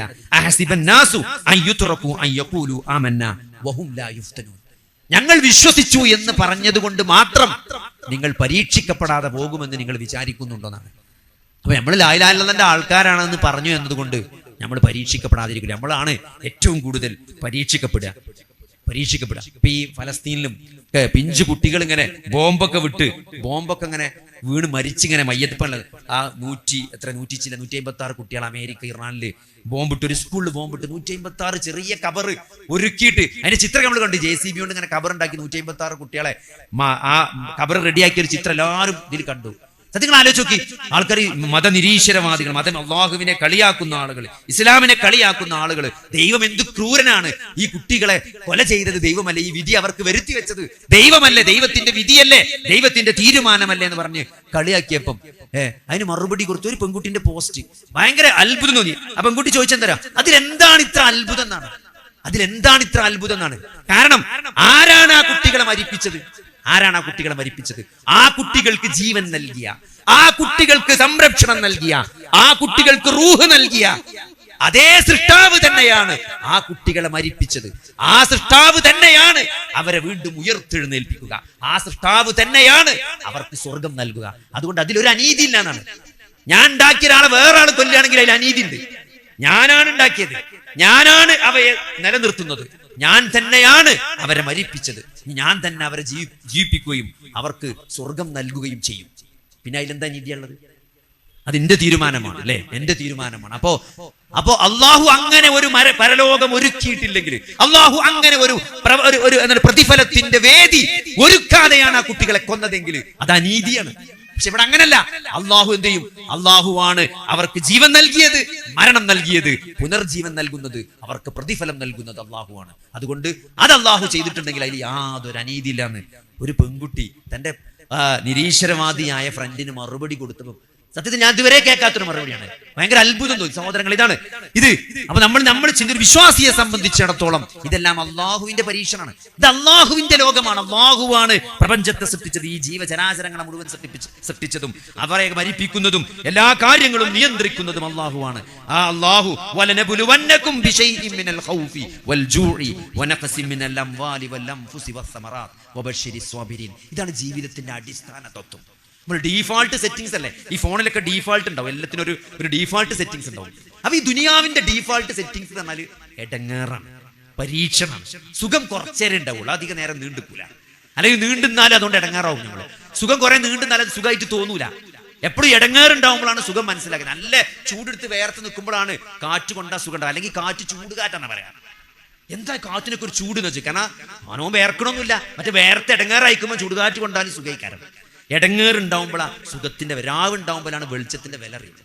അപ്പൊ അതേപോലെയാണ് സഹോദരങ്ങളെ, ഇതൊക്കെ നമുക്ക് തോന്നുന്നതാണ് അല്ലെ എല്ലാം. അപ്പോ അതായത് എന്നോട് എൻ്റെ ഒരു കൂട്ടുകാരൻ ചോദിച്ചു ഒരു ദിവസം, ഓന് പിന്നെ വിളിച്ചിട്ട് പറയണേ, എനിക്കെന്തോ ഭയങ്കര മടുപ്പ്. നമ്മളിപ്പോ ഇങ്ങനെ നമ്മളെ കുട്ടികൾക്കൊക്കെ കിട്ടുന്ന പോലെ വിചാരിച്ചത് കിട്ടുന്നുണ്ട്. ഓർക്ക് അത് വേണമെന്ന് പറയുമ്പോൾ ഇത് വാങ്ങിക്കൊടുക്കും, ഇത് വാങ്ങിക്കൊടുക്കും. പക്ഷേ നമ്മളൊക്കെ ഒരു 10 പൈസന്റെ മുട്ടായിയാണ് നമുക്ക് കിട്ടിയത്, 10 പൈസന്റെ 5 പൈസന്റെ മുട്ടായി. അതന്നെ കിട്ടണമെങ്കിൽ എടങ്ങേറ് നമുക്കറിയാം. ഇപ്പൊ പാക്കറ്റാണ് പെരിയിലൊക്കെ കൊണ്ടുവരുന്നത്. പാക്കറ്റ് ഒന്നൊന്നുമല്ല, പാക്കറ്റ്. പിന്നെ വലിയ ഓരോ ചോക്ലേറ്റ് ഒക്കെ എന്താണ് വലിയ പണ്ടൊക്കെ ചെറിയ 2 രൂപ, ഇപ്പൊ വലിയ സ്നിക്കേഴ്സ് ഒക്കെ പോകുമ്പോ കാട്ടിയുള്ള സ്നിക്കേഴ്സ് ആണ്. അതന്നെ 1-2 തിന്നുന്നത് അല്ലേ. അപ്പോ ഇവൻ പറയാണ് നമ്മളെ കുട്ടികൾക്കൊക്കെ ഒക്കെ മാണ്ടിയെ കിട്ടുന്നുണ്ട്.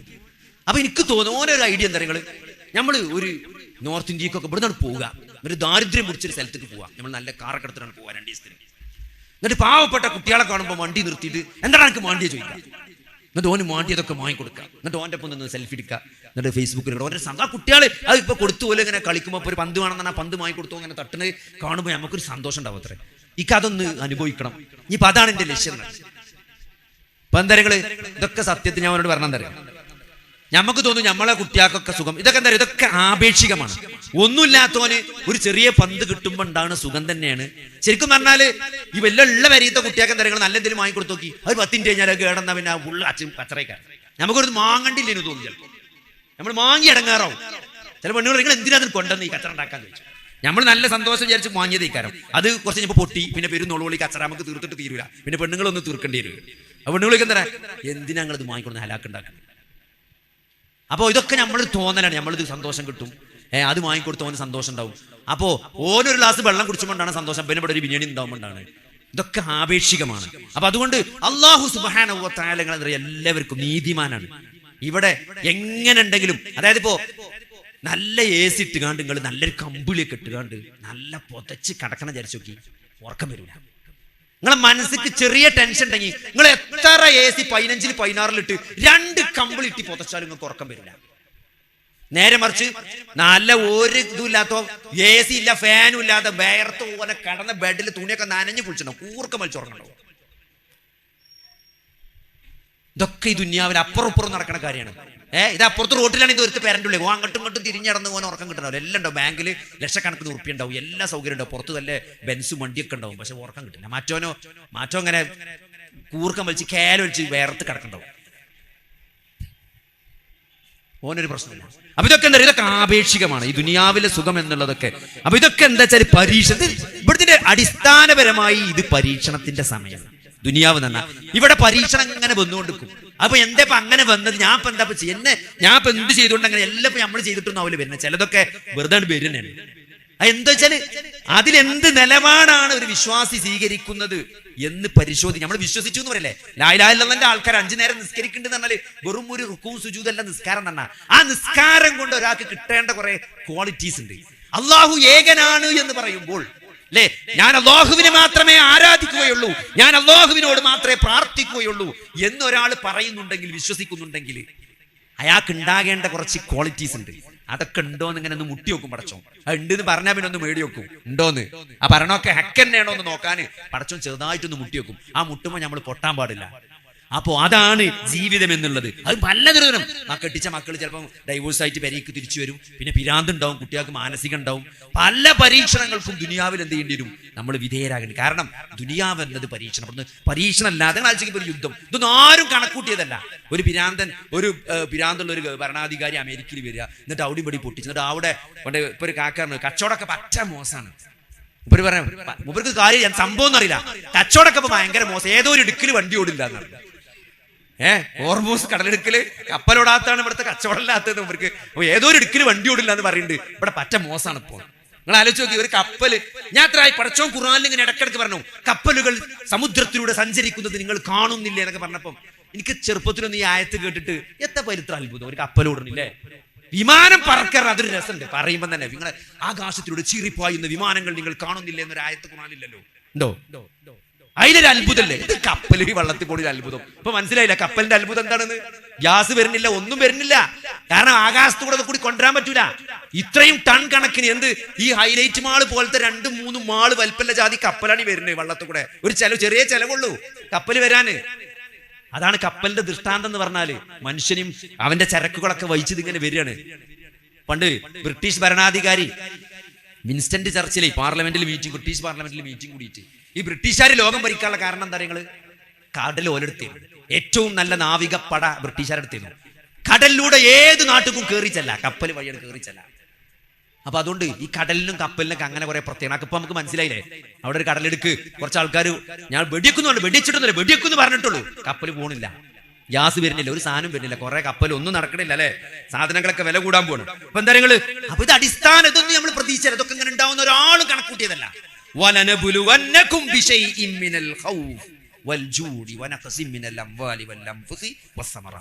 പേടി കൊണ്ട് പടച്ചോൻ പരീക്ഷിക്കും ഒക്കെ അല്ലെ. ഇതൊക്കെ അള്ളാഹു പരീക്ഷിക്കും നിർബന്ധമായിട്ടും പറഞ്ഞാണ്. വിശപ്പ്, പേടി, പിന്നെ ഉറ്റവര്, കച്ചവടത്തിൽ നഷ്ടമുണ്ട്. അപ്പോ സുഹൃത്ത് പറയണം, അവന്റെ കണ്ടെയ്നർ മുടങ്ങി കിടക്കണം, അവന്റെ കണ്ടെയ്നർ ഇവിടുന്ന് പോയ പച്ചക്കറി ആയിട്ട് അവിടെ എത്തിയിട്ടില്ല, ഇവിടുന്ന് പോയും ചെയ്തിരുന്നു. പച്ചക്കറിന്റെ കാര്യം എന്താ ആലോചിച്ച് നോക്കി. എത്ര ദിവസം കടലിൽ കിടക്കും പച്ചക്കറി? കടലെടുക്ക് ക്രോസ് ചെയ്യാതെ അങ്ങനെ നിൽക്കുകയാണ് കടലിൽ കപ്പല്. 2 ലോഡ് പച്ചക്കറി കപ്പലിൽ ഇവിടുന്ന് അങ്ങോട്ട് പോകാൻ അവന്റെ ഒരു കൊല്ലത്തെ ലാഭം കഴിഞ്ഞു, പരിപാടി കഴിഞ്ഞു, കൂട്ടിപ്പോണ്ടി വരും. അപ്പൊ ആ പേടിയിലിങ്ങനെ നിൽക്കുകയാണ്. ഇപ്പൊ തുറക്കൂല, അവന്റെ പച്ചക്കറി കേടുവരൂലേ, അങ്ങനെ ബേജാറായിട്ട് നിൽക്കുകയാണ്. അതുകൊണ്ട് സഹോദരങ്ങൾ, ഇത് തന്നെയാണ് പരീക്ഷണം എന്നല്ലേ. ഇതങ്ങനെ എല്ലാം ഖിയാമത്ത് വരെ എങ്ങനെ സ്മൂത്ത് ആയിട്ട് പോകും നിങ്ങൾ ആരും വിചാരിക്കണ്ട. ഇതുണ്ടാവും. ഇത് പരീക്ഷണമാണ്, ഇത് പരീക്ഷണത്തിന്റെ ലോകമാണ്. അതുകൊണ്ട് സഹോദരങ്ങളെ, ഒരു വിശ്വാസിയെ സംബന്ധിച്ചിടത്തോളം പരീക്ഷണം എന്നത് അവന്റെ പാപങ്ങൾ പരിഹരിക്കാനുള്ള അവസരമാണ്. തെറ്റുകൾക്ക് അള്ളാഹുവിലേക്ക് ഖേദിച്ച് മടങ്ങാനുള്ള അവസരമാണ്. അള്ളാഹു ശുദ്ധീകരിക്കും, പാപങ്ങൾ പുറത്തു തരും. അതേപോലെ തന്നെ എന്ത് ചെയ്യും? നമ്മുടെ പദവികൾ ഉയർത്തും. നമ്മൾ അങ്ങേയറ്റം അള്ളാഹുവിനോട് പ്രാർത്ഥിക്കുന്ന ഒരവസ്ഥ ഉണ്ടാകും.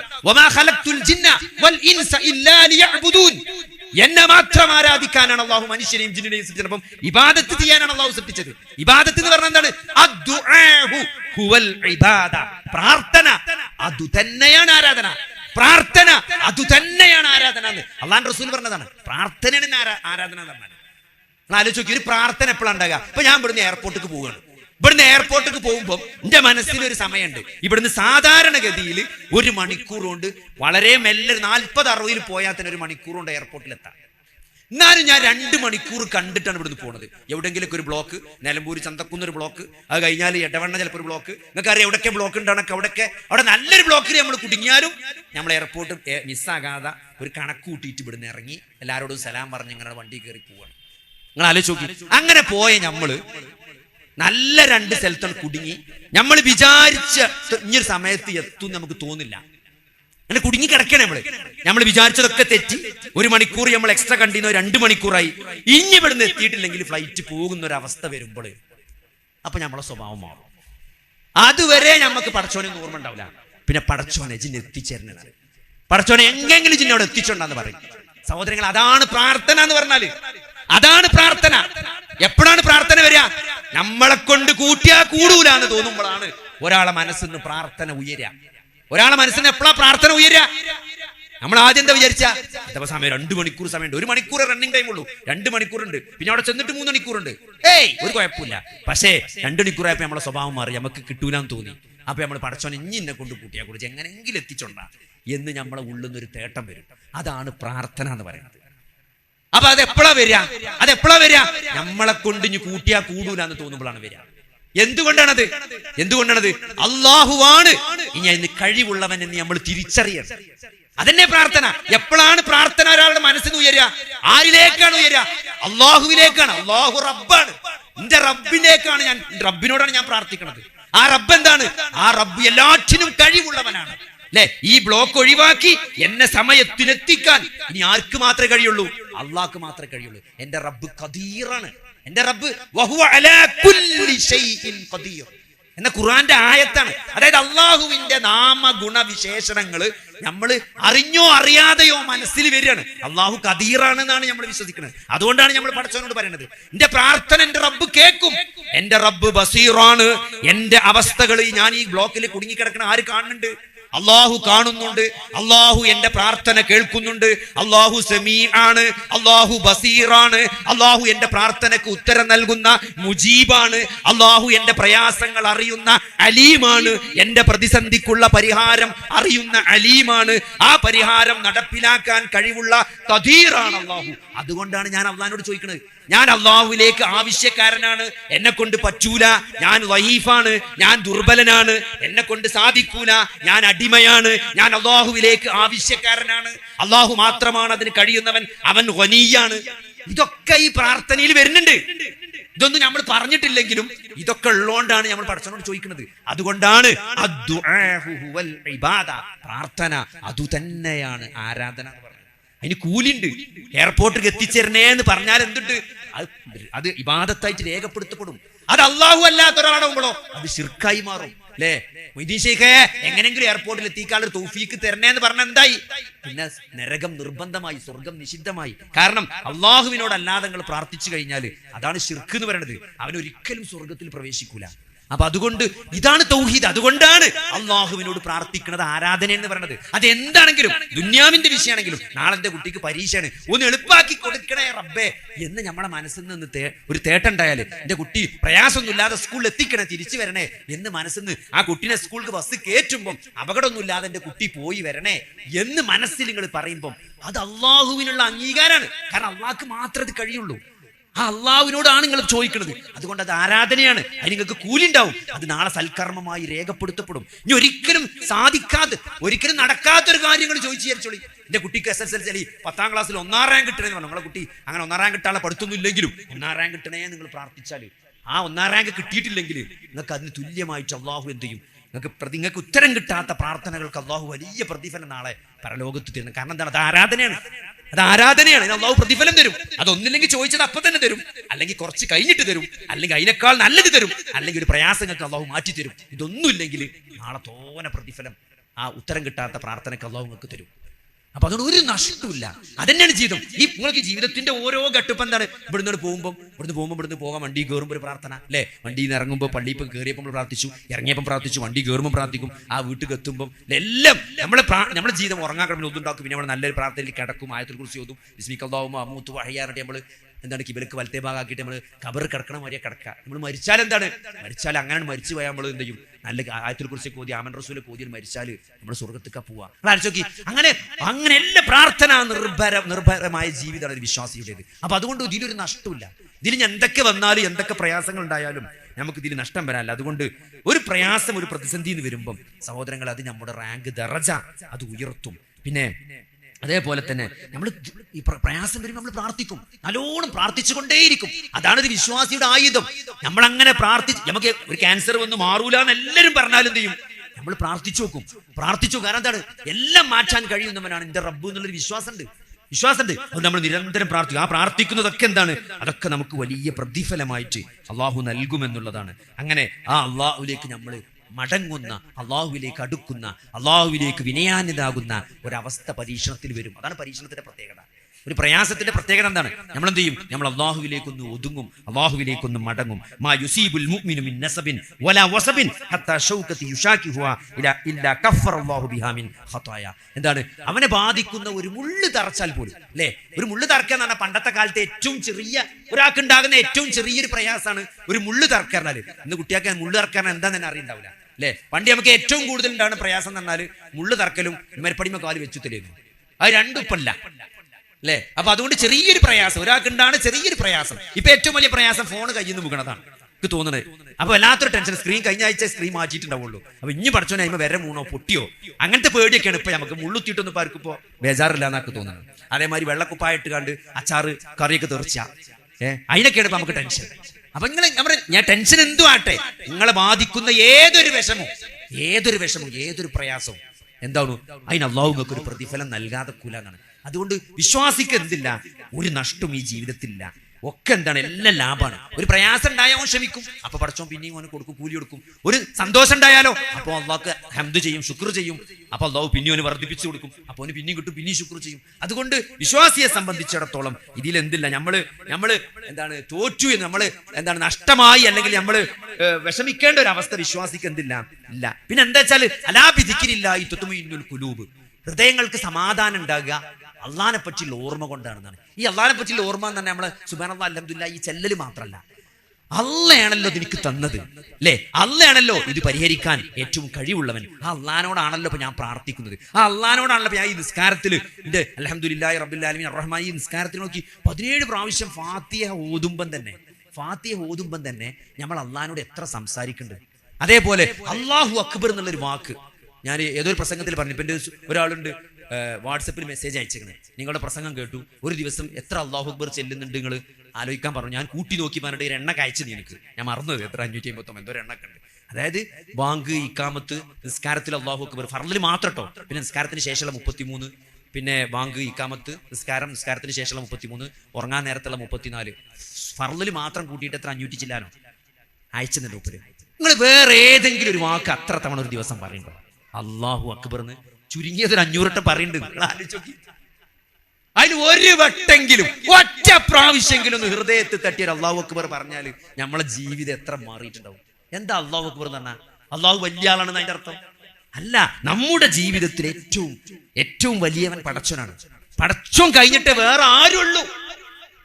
എന്റെ ജീവിതത്തിന്റെ നിലപാടെന്നാണ്. എന്റെ സംസാരമാകട്ടെ, എന്റെ വാക്കുകളാകട്ടെ, എന്റെ പ്രവൃത്തികളാകട്ടെ, എന്റെ ചിന്തകളാകട്ടെ, എന്റെ ഡീലിങ്സ് ആകട്ടെ, എന്തുള്ളൂ അത് അള്ളാഹുവാണ്. അള്ളാഹ്ക്ക് റസൂലിന് പൊരുത്തപ്പെട്ടതല്ലാത്തൊരു പരിപാടി എൻ്റെ അടുത്ത് ഉണ്ടാവില്ല. അതാണ് അല്ലാഹു അക്ബർ എന്ന് പറഞ്ഞത്. അത് ഒരു അല്ലാഹു അക്ബറിനെ നമ്മൾ മനസ്സിൽ കൊണ്ടാല്, ഒറ്റ അല്ലാഹു അക്ബർ നമ്മൾ മനസ്സിൽ കൊണ്ടുകണമെങ്കിൽ നമ്മൾ മാറിയിട്ടുണ്ടാവും. അപ്പൊ ഈ പറയണൊന്നും നമ്മൾ ആലോചിക്കാതെ പറയണം. അപ്പൊ അതുകൊണ്ട് സഹോദരങ്ങൾ ഇതൊന്ന് കുറെ ഒന്നും ചെയ്യണ്ട. ഞാൻ പറഞ്ഞു കുറെ ചെയ്യാനില്ല, നമുക്ക് ചെയ്യണതൊന്ന് മനസ്സറിഞ്ഞൊന്ന് നന്നാക്കി ചെയ്താൽ മതി. നമ്മൾ എവിടെ എത്തും. നമ്മളിപ്പോ ഈ നിസ്കരിച്ച 5 നേരത്തെ നിസ്കാരം ഈ ചെല്ലണമൊക്കെ ചെല്ലിയാൽ മതി. പുതിയതൊന്നും നിങ്ങൾ ചെല്ലണ്ട, പുതിയതൊന്നും നിങ്ങൾ പഠിച്ചു മാണ്ട. ഈ ചെയ്യണ കാര്യങ്ങൾ കുറച്ചൊരാത്മാർത്ഥതയോട് ഹൃദയത്തിൽ തട്ടിക്കൊണ്ട് അത് എന്താ പറയുക. ഈ അബ്ദുറഹ്മാൻ ബിൻ മുൽജിം എന്ന് പറഞ്ഞ ആളാണ് അലി റളിയല്ലാഹു അൻഹുവിനെ കൊന്നത്. ഖവാരിജ് എന്നതെ 3 ആൾക്കാരെ കൊല്ലാൻ വേണ്ടിയിട്ട് ഒരു തീരുമാനിച്ചു. അലി റളിയല്ലാഹു അൻഹുവിനെയും മുആവിയ റളിയല്ലാഹു അൻഹുവിനെയും അബ്ദുല്ലാഹി ഇബ്നു അംർ ഇബ്നു ആസിൻ റളിയല്ലാഹു അൻഹുവിനെയും 3 ആൾക്കാരെ സുബൈക്ക് പള്ളിക്ക് പോകുമ്പോൾ കൊല്ലാൻ വേണ്ടി തീരുമാനിക്കണം. അതിൽ മുആവിയ റളിയല്ലാഹു അൻഹു തോന്നുന്നു സുബൈക്ക് അന്ന് പനി എന്താ കാരണം പള്ളിയിൽ പോയില്ല. പിന്നെ അബ്ദുല്ലാഹി ഇബ്നു അംർ ഇബ്നു ആസിന് ആള് മാറി തോന്നുന്നു കുത്തിയാക്ക്. അലി റളിയല്ലാഹു അൻഹു മാത്രമാണ് കുത്തുകൊണ്ടത്. പിന്നെ അലി റളിയല്ലാഹു അൻഹു മരിച്ചിട്ടുണ്ട്. അപ്പൊ അദ്ദേഹത്തെ കൊന്നത് അബ്ദുറഹ്മാൻ ബിൻ മുൽജിമാണ്. ഇപ്പോ തെൽബീസ് ഇബ്ലീസ് എന്ന കിതാബില് ഇബ്നുൽ ജൗസി പറയുന്നുണ്ട് അന്ന് ഈ പ്രതിക്രിയ ചെയ്യും. അതായത് എന്റെ കുടുംബക്കാരാണ് പിന്നെ എന്നെ കൊന്ന ആളെ കൊല്ല. അപ്പൊ ജഅഫർ ബിൻ അബീ ത്വാലിബ്, ജഅഫർ റളിയല്ലാഹു അൻഹു ആണ് അലി റളിയല്ലാഹുവിന്റെ ബ്രദറാണ് ജഅഫർ ബിൻ അബീ ത്വാലിബ്. മൂപ്പരാണ് ഇനി പ്രതിക്രിയ ചെയ്യുന്നത്. അപ്പൊ അബ്ദുറഹ്മാൻ ബിൻ മുൽജിമിനെ പ്രതിക്രിയ ചെയ്ത് കൊല്ലാൻ നിൽക്കുമ്പോൾ അദ്ദേഹം ആവശ്യപ്പെട്ടത് എന്താ അറിയോ? എന്നെ കൊല്ലുമ്പം എനിക്ക് ഖുർആൻ ഓതി മരിക്കണം എന്നാണ്. ഇത് അലി റളിയല്ലാഹുവിനെ കൊന്ന ആള് പറഞ്ഞെന്താണ്, എനിക്ക് ഖുർആൻ ഓതിയിട്ട് മരിക്കണം. അപ്പൊ അദ്ദേഹത്തോട് ജഅഫർ ബിൻ അബീ ത്വാലിബ് ചോദിക്കുന്ന ഒരു ചോദ്യമുണ്ട്. അള്ളാഹുവിന്റെ ഒരു ഖലീഫയെ കൊന്ന്, അതായത് മുസ്ലിങ്ങളുടെ ഒരു ഖലീഫയെ കൊന്ന് സ്വർഗത്തിൽ പോകുമെന്നാണോ നിങ്ങൾ വിചാരിക്കുന്നത്? നിങ്ങൾ ആലോചിക്കുക, ഇസ്ലാമിൽ ഒരു ഖലീഫനെ കൊന്നിട്ട് അയാൾ വിചാരിക്കണം അയാൾ സ്വർഗത്ത് പോകുന്നതാണ്. അതെന്തുകൊണ്ടാണ്? അള്ളാഹിന്റെ റസൂൽ പറഞ്ഞിട്ടുണ്ട്, കുറച്ച് കഴിഞ്ഞാൽ ആളുകൾ വരും, അവർ ഖുർആൻ ഓതും. ഈ ഖുർആൻ ഓതി മരിക്കണം എന്നാണ് മൂപ്പര് ആഗ്രഹം. അവർ ഖുർആൻ ഓതും. സഹാബത്തെ, നിങ്ങൾക്ക് ശേഷം ചില ആളുകൾ വരാനുണ്ട്, നിങ്ങൾ നന്നായി ഖുർആൻ ഓതിക്കൊള്ളി, കാരണം നിങ്ങൾക്ക് ശേഷം ചില ഖുർആൻ ഓതുന്ന ആളുകൾ വരാനുണ്ട്. അവരുടെ ഓത്ത് അവരുടെ തൊണ്ടക്ക് താഴേക്ക് ഇറങ്ങൂല എന്നാണ്. അഥവാ അവരുടെ ഹൃദയത്തെ അവരുടെ ഓത്ത് സ്വാധീനിക്കൂല എന്നാണ്. അപ്പൊ അതുകൊണ്ട് നമ്മൾ നല്ലോണം നമ്മളെ ഹൃദയത്തെ സ്വാധീനിക്കുന്ന പ്രവർത്തനങ്ങൾ, അത് നമ്മളെ കർമ്മങ്ങൾ, നമ്മുടെ മനസ്സിന്റെ ഉള്ളിൽ നിന്ന് വരുന്ന നിസ്കാരാകട്ടെ, ദിക്റാകട്ടെ, നമ്മൾ ഏതൊരു കാര്യവും കുറെ ചെയ്യണത് കുറച്ച് ഇഖ്ലാസോടുകൂടി അള്ളാന്റെ വജ്ഹ് ആഗ്രഹിച്ചുകൊണ്ട്, കുറച്ച് ആത്മാർത്ഥത്തിൽ, കുറച്ചൊരു ഹൃദയത്തിന്റെ പ്രസൻസോട് കൂടി നമ്മൾ എന്ത് ചെയ്യുക, നമ്മൾ ചെയ്യുക. അതിൽ നമുക്ക് എന്തെങ്കിലും നല്ല മാറ്റം ഉണ്ടാവും. അള്ളാഹു സുബ്ഹാനഹു വ തആല എന്താണ് അതിന് വല്ല അതാണ് ഈ ഇഖ്ലാസോട് കൂടി ചെയ്യാന്ന് പറഞ്ഞത്. അള്ളാന്റെ വജ്ഹ് ആഗ്രഹിച്ചുകൊണ്ട് ആത്മാർത്ഥമായിട്ട് നിങ്ങൾ എന്താണ്, വിശുദ്ധ ഖുർആനിലെ ഒരു ആയത്തുണ്ട്, വലാ തഖ്റബു സ്വലാത്ത വ അൻതും സുകാറ. അത് വല്ലാത്തൊരു അത്ഭുതമുള്ള ആയത്താണ്. മദ്യം നിരോധിക്കുന്നതിന്റെ മുമ്പ് ഇറങ്ങിയ ആയത്താണ്. നിങ്ങൾ വെള്ളടിച്ചിട്ട് നിസ്കരിക്കാൻ വരരുത്. അതായത് വെള്ളടിച്ച് അതിന്റെ കിക്കായി കണ്ട് എന്ത് ചെയ്യരുത്, നിസ്കരിച്ചാൻ വരരുത്. അതാണ് വലാ തഖ്റബു സ്വലാത്ത വ അൻതും സുകാറ. മത്തന്മാരായിക്കൊണ്ട് നിങ്ങൾ നിസ്കാരത്തെ സമീപിക്കരുത് എന്നാല് പിന്നെയാണ് മദ്യം പൂർണ്ണമായി നിരോധിച്ചത്. ആ ആയത്ത് എന്തുകൊണ്ട് എപ്പോഴും ഖുർആനിലുള്ളത് നിങ്ങൾ ആലോചിച്ചു? ആ ആയത്ത് ഖുർആൻ ഒഴിവാക്കിയിട്ടില്ല. ആ ആയത്ത് ഇപ്പോഴും നമ്മൾ ഓതുന്നുണ്ട്. അതിന്റെ അടുത്ത വാക്യം തരങ്ങൾ, അതിന്റെ ബാക്കി ഭാഗങ്ങൾ എന്തുകൊണ്ടാണ് അങ്ങനെ നിങ്ങൾ നിസ്കരിക്കാൻ വരരുതെന്ന് പറഞ്ഞത്? നിങ്ങൾ ചെല്ലുന്നത് എന്താണെന്ന് നിങ്ങൾ അറിയുന്നില്ല എന്നാണ്. നിങ്ങൾ പറയുന്നത് എന്താണെന്ന് നിങ്ങൾ അറിയണില്ല, അതുകൊണ്ടാണ്. അങ്ങനെയാണ് നമ്മളൊക്കെ വെള്ളടിച്ച നിസ്കാരം നിസ്കരിച്ചത്. അങ്ങനത്തെ നിസ്കാരം വേണ്ടാന്നാണ്. വലാ തഖ്റബു സ്വലാത്ത, നിങ്ങൾ നമസ്കാരത്തെ സമീപിക്കരുത്. വ അൻതും സുകാറ, മത്തന്മാരായിക്കൊണ്ട്, ലഹരി ബാധിച്ചുകൊണ്ട്. കാരണം നിങ്ങൾ പറയുന്നത് എന്താണെന്ന് നിങ്ങൾ അറിയുന്നില്ല. അപ്പൊ നമ്മൾ പറയുന്നത് നമ്മൾ അറിയണം. അങ്ങനെയാണ് നിസ്കരിച്ചത്. അപ്പോഴാണ് നമ്മൾ അള്ളാന്റെ മുമ്പിലാണ് നിൽക്കുന്നതെന്നും ഇത് അള്ളാനോടുള്ള സംസാരമാണെന്നും ഇതെന്താണ് 17 പ്രാവശ്യം പടച്ചോനോട് സംസാരിച്ച ഒരാള്, ഇത്രയും 10, 300, 400, 500 അടക്കം ഒരു ദിവസം അള്ളാഹു അക്ബർ പറയുന്ന ഒരാള് എങ്ങനെയാണ് സഹോദരങ്ങളെ നരകത്ത് പോവുക? എങ്ങനെയാണ് പടച്ചോന് നരകത്തിൽ ഇടാൻ പറ്റുക? നമുക്ക് വേണ്ടപ്പെട്ട ഒരാള് ഒരു 10, 500 തവണ നമ്മളെ ഫോൺ വിളിച്ച് നമ്മളായിട്ട് ബന്ധപ്പെടുന്ന ഒരാളെ നമുക്ക് ശിക്ഷിക്കാൻ തോന്നുമോ? ഇല്ലല്ലോ. അങ്ങനെ അത്ര ബന്ധം നമുക്ക് വേറൊരാളായിട്ട്, ഒരു മനുഷ്യനായിട്ട് പോലും അത്ര കണക്ഷൻ ഉണ്ടാവില്ല. 17 പ്രാവശ്യങ്ങൾ നിങ്ങൾ ഭർത്താവിന് ഗൾഫിലുള്ള ഭർത്താവിന് വീഡിയോ കോൾ വിളിക്കണ്ടോ? 17 പ്രാവശ്യങ്ങൾ ആരെങ്കിലും നിങ്ങളെ മക്കൾ ഗൾഫിക്ക് ഫോൺ വിളിച്ചിട്ടുണ്ടോ? സത്യം പറഞ്ഞാൽ അത്ര നമ്മൾ അള്ളാനെ കണക്ഷൻ ചെയ്യാൻ പറ്റും. പക്ഷെ നമ്മളെന്താ അറിയോ, നമ്മൾ വെള്ളടിച്ച് നിസ്കാരം സ്കെച്ച് നമ്മളതൊന്നും അറിയണില്ല. അപ്പൊ അതുകൊണ്ട് കുറെ ഒന്നും ചെയ്യണ്ട. ഈ ചെയ്യണത് കുറച്ച് ഇഖ്ലാസോട് കൂടി നമ്മൾ ചെയ്യാൻ ശ്രമിച്ചാൽ സഹോദരങ്ങളെ വലിയ മാറ്റം ജീവിതത്തിൽ ഉണ്ടാവും. അതാണ് ഈ ദീൻ എന്ന് പറഞ്ഞത്. അതിനാണ് അള്ളാഹു ഇബാദത്തുകളൊക്കെ 5 നേരം നിസ്കാരം വെച്ചതും. ഈ ഈമാൻ പറ്റ ഡൗൺ ആവുമ്പോൾ എനിക്ക് തോന്നും നമ്മൾ നിസ്കാരം നമ്മൾ പറ്റ പുറത്തം വിട്ടാലേ നമുക്ക് ആകെ ഉണ്ടാകുന്ന 5 നേരത്തെ നിസ്കാരം ഉണ്ടാവുള്ളൂ. അതും കൂടി ഇല്ലെങ്കിൽ നമ്മൾ ആകെ കഴിഞ്ഞു നമ്മളെ അവസ്ഥ. ഇടക്കൊക്കെ തോന്നി നമ്മൾ പറ്റങ്ങനെ നല്ല തിരക്കുള്ള ദിവസമൊക്കെ ചിലപ്പോൾ ഈ ഫർള് മാത്രം പള്ളി പോയി ബാക്കിയൊരു കണക്ഷനും പടച്ചോനിട്ടുണ്ടാവില്ല, ദിക്ർ ചൊല്ലിയിട്ടുണ്ടാവില്ല, ചിലപ്പോൾ സുബഹാനല്ലാഹ് കൂടി ചെല്ലാതെ സലാം വീട്ടിലേക്ക് നീച്ചു പോയിട്ടുണ്ടാവും. അപ്പൊ 5 നേരം നിസ്കാരം കൂടി ഇല്ലെങ്കിൽ നമ്മളെ അവസ്ഥ എന്തേക്കാരം? അപ്പൊ അങ്ങനെ പടച്ചോൻ ആ കണക്ഷൻ പോകാതൊക്കെ എന്തൊക്കെ സംവിധാനങ്ങൾ ഈ ദീനിൽ വെച്ചാണ് ആലോചിച്ച്. ഈ 5 നേരത്തെ നിസ്കാരം, ഫർള്, സുന്നത്ത്, ദിക്ർ, അല്ലേ, ഇത്രയും പടച്ചോൻ ഒരു കണക്ഷൻ വെച്ച് ആ അടിമ കണക്ഷൻ വിട്ടുപോകാതൊക്കെയാണ്. അപ്പൊ അത് നമ്മൾ എന്ത് ചെയ്യുക, ഒന്ന് സീരിയസ് ആയിട്ട് ആ കണക്ഷൻ എടുക്കുക. അതൊരു നല്ലൊരു 5G വൈഫൈ കണക്ഷൻ, അങ്ങനെ നിന്ന് തിരിയാത്ത ഫുൾ ടൈം ഇങ്ങനെ 5 പുള്ളി നിൽക്കണേ, പച്ചപ്പുള്ളി ഇങ്ങനെ കത്തി, നമ്മളെ വൈഫൈന്റെ മോഡല് പച്ചപ്പുള്ളി ഇങ്ങനെ 5 ഇങ്ങനെ കത്തി നിൽക്കണേ ഒരു കണക്ഷൻ പടച്ചോനേറ്റ് എന്ത് വേണം, നമുക്ക് വേണം, മരിക്കോളം വേണം. അതാണ് ഇഹ്ദിനസ് സിറാത്തൽ മുസ്തഖീം എന്ന് പറഞ്ഞാല്. ഇഹ്ദിനസ് സിറാത്തൽ മുസ്തഖീം നമ്മള് നിസ്കാരത്തിൽ പ്രാർത്ഥിക്കുമ്പോൾ അത് വല്ലാത്തൊരു പ്രാർത്ഥന, ലോകത്തിലെ ഏറ്റവും പ്രാർത്ഥനകളിൽ വെച്ച് ഏറ്റവും വലിയ പ്രാർത്ഥന എന്ന് പറഞ്ഞാൽ പ്രാർത്ഥനകളുടെ മാതാവാണത്. കാരണം അതിന്റെ അപ്പുറത്തേക്ക് ഒരു പ്രാർത്ഥന അല്ല. എന്താണ് ഇതിന് സിറാത്തുൽ മുസ്തഖീം എന്ന് പറഞ്ഞാൽ, പടച്ചോനെ സിറാത്തുൽ മുസ്തഖീമിലേക്ക് എനിക്ക് ഹിദായത്ത് നൽകണേ എന്ന് പറയുമ്പോൾ 3 കാര്യമാണ് അവിടെ ഉള്ളത്. 3 കാര്യം. ഒന്നെന്താ കാര്യങ്ങള്, ഒന്ന് കറക്റ്റ് സിറാത്തുൽ മുസ്തഖീം തന്നെ എത്തണം. 2 എത്തിയാ പോരാ, അവിടെ എങ്ങനെ നിൽക്കാൻ പറ്റണം. നിസ്കരിച്ച്, നോമ്പോറ്റ്, സൽക്കർമ്മങ്ങൾ പ്രവർത്തിച്ച്, തെറ്റുകളിൽ നിന്ന് മാറി നിന്ന് അള്ളാഹുവിനെ റസൂലിനെ ഇഷ്ടപ്പെട്ടുകൊണ്ട് ഇങ്ങനെ എടങ്ങാറായിട്ടല്ല. ചില ആൾക്കാരുണ്ട് എടങ്ങാറായിട്ട് എത്താപ്പോ അതിന് പോകാൻ പറ്റില്ല, സിനിമ കാണാൻ പറ്റില്ല, അതും പറ്റില്ല, ഇതും എത്തുമല്ല, അങ്ങനെ ഇടങ്ങാറായിക്കല്ല, ഇഷ്ടപ്പെട്ട് നിൽക്കുകയാണ്. പടച്ചോനെ അള്ളാഹുവിനെ റസൂലിനെ ഇഷ്ടപ്പെട്ട് നിൽക്കുക, അത് വേറെ വൈബാണ്. അങ്ങനെ നിൽക്കാൻ പറ്റുക ഏതുവരെ? മരണം വരെ. അതാണ് 3 കാര്യമാണ്. ഒന്ന് സിറാത്തുൽ മുസ്തഖീമിലേക്ക് നമുക്ക് എത്തിപ്പെട്ടാൻ പറഞ്ഞു. ഏതവസ്ഥയിലും അതിലിങ്ങനെ നിൽക്കാൻ പറ്റണം. അതിന് തൗഫീഖാണ്. ബാങ്ക് ഇങ്ങനെ കൊടുത്താൻ തരങ്ങള് അത് പീടിയെ പൂട്ടി അങ്ങോട്ട് പള്ളിക്ക് പോകാനുള്ള ഒരു മനസ്സുണ്ടായാൽ മാത്രം പോരാ, അവിടെ തടസ്സങ്ങൾ വരാതിരിക്കണം. പെരീന്ന് വിളിച്ചാണ് വല്യമ്മ വീണുകണ്, പിന്നെ പോണ്ടി വരും. നമുക്ക് ഉമ്മ വീണു എന്ന് പറഞ്ഞാൽ പിന്നെ നമുക്ക് ബാങ്ക് കൊടുത്ത് ഇക്കാമത്തൊടുത്താൽ നമുക്ക് ഉമ്മ വീണതാണ് ഏറ്റവും മുൻഗണന. കാരണം നിസ്കാരം പിന്നെ നിസ്കരിച്ചാ അപ്പൊ നമ്മള് പെരീക്ക് പോണ്ടി വരും. അപ്പൊ നമുക്ക് ആ ജമാഅത്ത് പോയി. അപ്പൊ ആ ഉമ്മ ആ സമയത്ത് വീഴാതെക്കണമെങ്കിൽ എന്ത് വേണം? തൗഫീഖ് വേണം. അതെപ്പോഴാ കിട്ടുക? അതാ പ്രധാന ഇഹ്ദിനസ് സിറാത്തുൽ മുസ്തഖീം. ആ സിറാത്തുൽ മുസ്തഖീമിൽ ഇങ്ങനെ നിന്ന് ബാങ്കിന് കേട്ടാ പള്ളിക്ക് പോകാൻ തോന്നണം, അല്ലേ?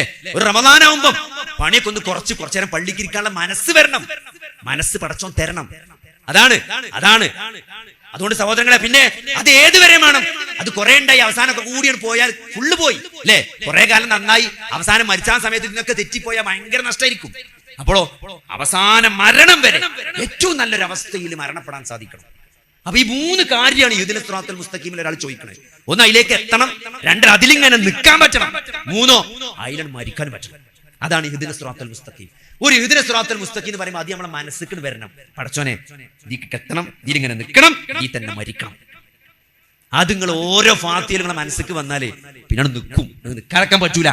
കാരണം അത്ര നമ്മൾ ജീവിതത്തിൽ ചോദിക്കുന്ന ഒരു സാധനമാണത്. അപ്പൊ അതിനെതിരൊന്നും വരൂല. അതാ പറഞ്ഞത്. അങ്ങനെ നിങ്ങളെ മനസ്സിൽ തട്ടിയിട്ട് ഇഹ്ദിന സിറാത്തുൽ മുസ്തഖീം ഒരു ദിവസം 17 വട്ടം പടച്ചോനോട് ചോദിച്ചിട്ട് പടച്ചോൻ എങ്ങനെ തരാതൊക്കെ.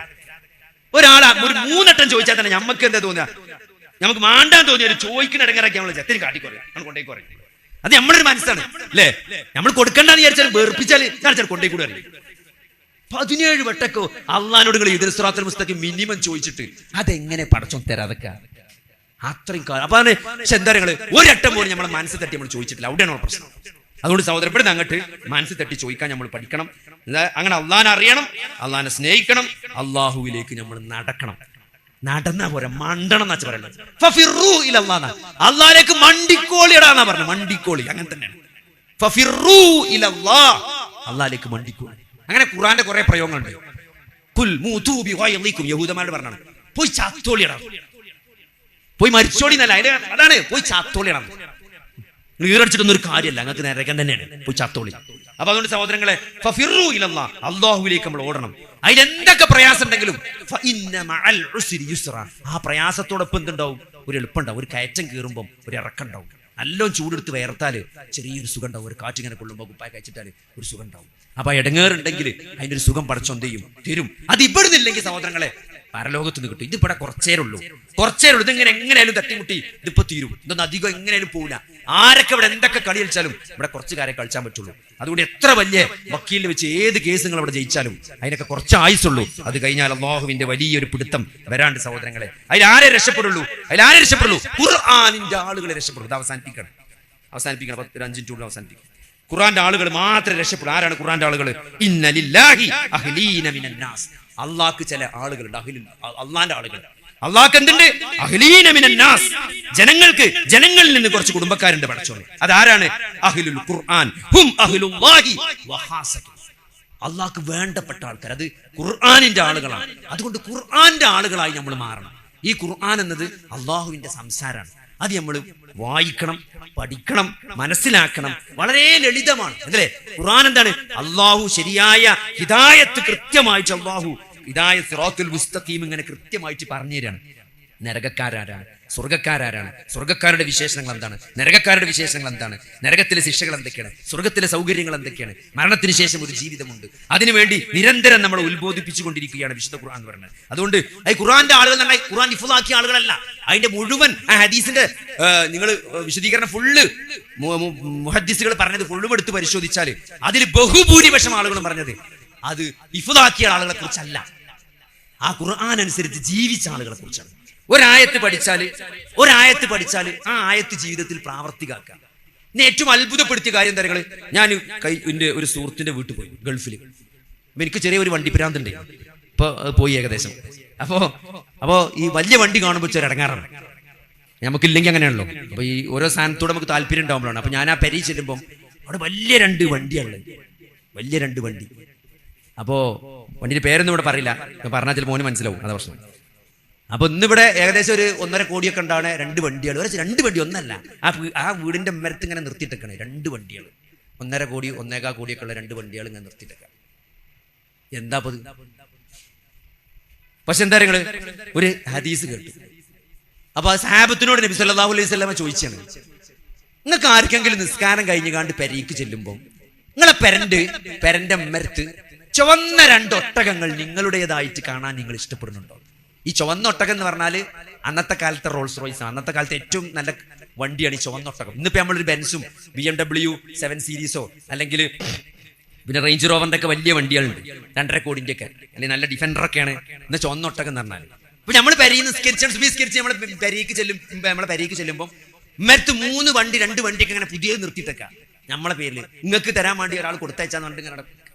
നിങ്ങൾക്ക് ഇഷ്ടമുണ്ടോ? ആർക്കും ഇഷ്ടമല്ലാണ്ടൊക്കെ. എന്നിട്ട് അള്ളാന്റെ റസൂൽ പറയാണ്, നിങ്ങൾ നിസ്കാരത്തിലെ ഓതിനെ 2 ആയത്തിന് തുല്യമാണതെന്നാണ്. നിങ്ങൾ നിസ്കരിച്ചാൻ പോയിട്ട് 2 ആയത്ത് നിങ്ങൾ ഓതിയാല് ആ 2 ആയത്തിന് തുല്യമാണ് 2 ചുവന്ന ഒട്ടകങ്ങൾ. എന്ത് 2 ആയത്ത് എന്താണ്? ഖുൽ ഹുവല്ലാഹു അഹദ് അല്ലാഹു സമദ് ലം യലിദ് വലം യൂലദ് വലം യകുൽ ലഹു കുഫുവൻ അഹദ്. 5 ആയത്ത്. അതിനേക്കാൾ മികച്ചത് പിന്നെ എന്തേ ഉള്ളൂ? 3 ആയത്തേ ഉള്ളൂ. അതിന്റെ അപ്പുറത്തേക്ക് വേറെ വലുതില്ല. അപ്പൊ ഈ അത്ര, അതായത് ഇന്നിപ്പോ മലപ്പുറം ജില്ലയിൽ ഈ പറഞ്ഞ 3 വണ്ടി ഒരു ദിവസം ഡെലിവറി എടുക്കാൻ പൂക്കോട്ടുംപാടത്ത് ആരുണ്ടാവില്ല. ഈ അമരമ്പലം പഞ്ചായത്തോ എന്താണ് താലൂക്ക് എന്തത്, ഈ പഞ്ചായത്തിൽ ഞാൻ പറയാണ്, ഈ പറഞ്ഞ 3 വണ്ടി നാളെ ഡെലിവറി എടുക്കാൻ പറ്റിയൊരു മൊയിലാളി ഇവിടെ അല്ല, നിങ്ങളെ ഈ പഞ്ചായത്തിലില്ല.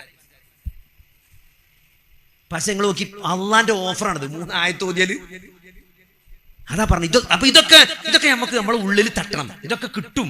മറ്റെന്താ ഇമാമ് 4 ആയത്ത് ഓതുമ്പോ ഇദ്ദേഹം ഈ ബംഗാളി ഓനറിയില്ല ഇവിടെ കുല്ലല്ലാഹു ഓതല്, ഓങ്ങനെ നീട്ടി ഓതുന്നു, നമുക്ക് ഓനെ സഹിക്കുക. ഇങ്ങോട്ട് കമ്മിറ്റിക്കാരോട് പറയാം ഓന്റെ ഓത്ത് കുറച്ച് അധികമാണ്, ഒന്ന് കുറക്കാൻ പറയും. സഹോദരന്മാരെ, 4 ആയത്ത് തൃപ്തിയായിട്ട് കേട്ടിരുന്നാൽ കിട്ടാൻ പോണ പ്രതിഫലാണിത്. അപ്പൊ അതുകൊണ്ട് അഹ്ലുൽ ഖുർആനാണ് മാറണം. നമ്മൾ ഖുർആന്റെ ആളുകളാണ്. ഒരായത്ത് പഠിച്ച് ആ ആയത്ത് ജീവിതത്തിൽ പകർത്തിയിട്ട് നമ്മൾ എന്ത് ചെയ്യണം? നമ്മൾ ഖുർആന്റെ ആളുകളായിട്ട്. കാരണം ഖുർആന്റെ ആളുകൾ എന്ന് പറഞ്ഞാൽ അള്ളാന്റെ കുടുംബക്കാരാണെന്നാ പറഞ്ഞത്, അള്ളാന്റെ ആൾക്കാരാണ്. പിന്നെ എന്തിനാ നമ്മൾ ബേജാറാക്കണത്? നമ്മളിപ്പോ ഒരു സ്ഥലത്ത് പോകുമ്പോൾ എന്താ പറഞ്ഞത്? അവിടെ നല്ല തിരക്കുണ്ടാവും എന്ന് പറഞ്ഞാൽ ഞാൻ പുറത്തുണ്ടാവും, നിന്റെ ആളാന്ന് പറഞ്ഞാൽ മതി എന്ന് ഒരാൾ പറയുമ്പോൾ നമുക്കൊരു ആശ്വാസം ഉണ്ടാവും. അവിടെ എന്ത് തിരക്കുണ്ടെങ്കിലും അവിടെ നമുക്ക് വേറൊരു പാസ് ഉണ്ട് നമ്മളെടുത്ത്. ആ പാസിന്റെ ഒരു കോൺഫിഡൻസ് നമുക്ക് ഉണ്ടാവില്ല ഏത് സ്ഥലത്തേക്ക് പോകുമ്പോഴും. അപ്പൊ അള്ളാന്റെ ആക്ക് നിങ്ങൾ മഹ്ശറിക്ക് പോകുമ്പോൾ ഒരു ബേജാറും വേണം, നിങ്ങൾ അള്ളാന്റെ ആളാണ്, അഹ്ലുൽ ഖുർആൻ ആണ് എന്നുള്ള ഒരു വിശ്വാസം സഹോദരങ്ങൾ ഉണ്ടാണെങ്കിൽ ആ ഖുർആനോട് നമുക്ക് അങ്ങനത്തെ ഒരു താല്പര്യം വേണം. ഇവിടെ QHLSന്റെ എല്ലാ വ്യാഴാഴ്ചയും. അപ്പൊ അതുകൊണ്ട് ഒരു ആയത്ത് നമ്മൾ അർത്ഥറിഞ്ഞ് പഠിച്ച് അത് ഓതി, അത് നിസ്കാരത്തിലൊക്കെ ഒന്ന് ഓതി, സുന്നത്ത് നിസ്കാരത്തിലൊക്കെ ഒന്ന് ഓതി വെക്കുക. നമ്മളൊരു ആയത്ത് 2-3 ആയത്ത് പഠിച്ചു കണ്ട് അതിങ്ങനെ സുന്നത്തിൽ 3-4 ഓതിയാൽ മതി. അങ്ങനെ തന്നെ ഇത് പഠിച്ചാ സുന്നത്ത് നിസ്കാരത്തിൽ ഓതുക, അത് നോക്കി ഓതി, ഒരു പേപ്പറിൽ എഴുതി കണ്ട് നോക്കിയാണ് ഓതിയാൽ മതി. അങ്ങനെ എന്നും ഒരു സുന്നത്ത് നിസ്കാരത്തിൽ ആരുടെ ഓതിയാൽ ഞാൻ പഠിച്ചു. അങ്ങനെ ഇത് പഠിയാ. നമ്മൾ ശ്രമം നടത്തണ്ടേ? നബി സല്ലല്ലാഹു അലൈഹി വസല്ലമക്ക് ജിബ്രീൽ വന്ന് പോയിട്ട്, ജിബ്രീൽ വഹി ഇറങ്ങിയിട്ട് വന്ന് പോയിട്ട് നബി ഇത് മറന്നു പോകുമോ എന്ന് പേടിച്ചിട്ട് നബി ഇങ്ങനെ തൊള്ളട്ടടിച്ച് ഇങ്ങനെ ഓതിക്കൊണ്ടിരിക്കുന്നതാണ്. ഇവിടെ ആയത്തിറങ്ങി ഖുർആനില്. ലോകാവസാനം വരെ നമ്മൾ ഓതുന്ന ഖുർആനിൽ അള്ളാഹ് ആയത്തിറക്കി, നബിയെ താങ്കൾ ഇങ്ങനെ പ്രയാസപ്പെടണ്ട, തൊള്ളട്ടടിച്ചണ്ട, ഞാൻ നിങ്ങൾക്ക് പഠിപ്പിച്ചു തരാം ഖുർആൻ. അപ്പൊ നബി എന്തിനാ അങ്ങനെ തൊള്ളട്ടടിച്ച് പിന്നെ ഓതി? എന്തിനാണ്? ഇത് മറക്കൂന്ന് പേടിച്ചിട്ട്. നബി എത്ര എഫേർട്ട് എടുത്ത് നിങ്ങൾ ആലോചിച്ച് നോക്കി. നമ്മളങ്ങനെ എന്ന് ഇടങ്ങാറായിക്കണോ? ഖുർആൻ ഒരു ആയത്ത് പഠിച്ചൊന്നും നിൽക്കോ നോക്കാൻ നമ്മൾ നോക്കിനോ? നമ്മളെന്താ പറയാ, ഇനിയിപ്പോ ഒന്നും നടക്കൂല, വാ ഇനിയിപ്പോ എപ്പോഴാ ഖുർആൻ പഠിച്ചാൽ നിൽക്കില്ല, ഇനിയിപ്പോ ഓൻ്റെ ഒരു വയലിട്ട് ഇപ്പൊ ഖുർആൻ പഠിച്ചാൽ നിൽക്കില്ല. ഇങ്ങനെ പിന്നെ ഓതിയത് നിൽക്കും, നമുക്ക് തോന്നുകയാണ്. കാരണം വലഖദ് യസ്സർനൽ ഖുർആന, എന്താണ് അള്ളാഹു ഖുർആൻ എളുപ്പമാക്കി ഓർക്കുന്ന ആൾക്കാർക്ക് പഠിച്ചോ, ഓർമ്മിക്കാൻ ശ്രമിക്കുന്ന ആൾക്കാർക്ക് പഠിച്ചോ അത് എളുപ്പമാക്കി കൊടുക്കുന്നതാണ്. അപ്പൊ അതുകൊണ്ട് അങ്ങനെ നമ്മളൊന്ന് മെനക്കെട്ടാലല്ലേ നമ്മൾ പഠിച്ചോന്റെ ആളാന്ന്, അള്ളാന്റെ ആളാ, ഖുർആന്റെ ആളാന്ന് പറയാൻ പറ്റുള്ളൂ. അപ്പൊ അതുകൊണ്ട് നമ്മൾ ഖുർആന്റെ ആളുകളായിട്ട് മാറുക. നമ്മൾ ഈ മെസ്സേജ് ഇതാണ് നമ്മളിവിടെ ഈ ചൂടത്ത് ഇവിടെ കൂടിക്കണതും നമ്മളിത് കേൾക്കണമൊക്കെ എന്തിനാണ്? ഇത് നമ്മളെ ജീവിതത്തിൽ ഉണ്ടാകാൻ ആദ്യമായിട്ട് നമ്മളെ കൂടെയുള്ള മക്കൾക്ക്, നമ്മളെ കുടുംബക്കാർക്ക്, നമ്മളെ പെണ്ണുങ്ങൾക്ക്, നമ്മളെ കുട്ടികൾക്ക്, നമ്മളെ വാപ്പാക്ക്, നമ്മളെ അമ്മാക്ക്. കാരണം വത്തക്കുന്നാർ, നിങ്ങൾ നരകത്തെ കാക്കണം കേട്ടോ. ആരെ? മനുഷ്യരും കല്ലുകളുമാണ് അവിടെ കത്തിക്കപ്പെടാം. അവിടുന്ന് നമ്മുടെ കുടുംബത്തെയും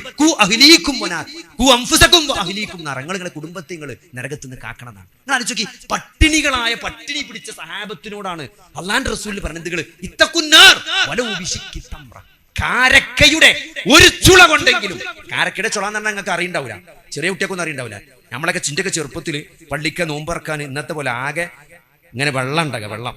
പിന്നെ വയസ്സന്മാരുണ്ടാവും കോന്തൽക്കെന്ന് ഒരു ഉണങ്ങിയ കാരക്ക ഉണ്ടാവും, ഒരു 8 ചുളക്കാക്കും, 4-8 ചുളാക്കിയിട്ടാണ് മുറിച്ചിക്കുക.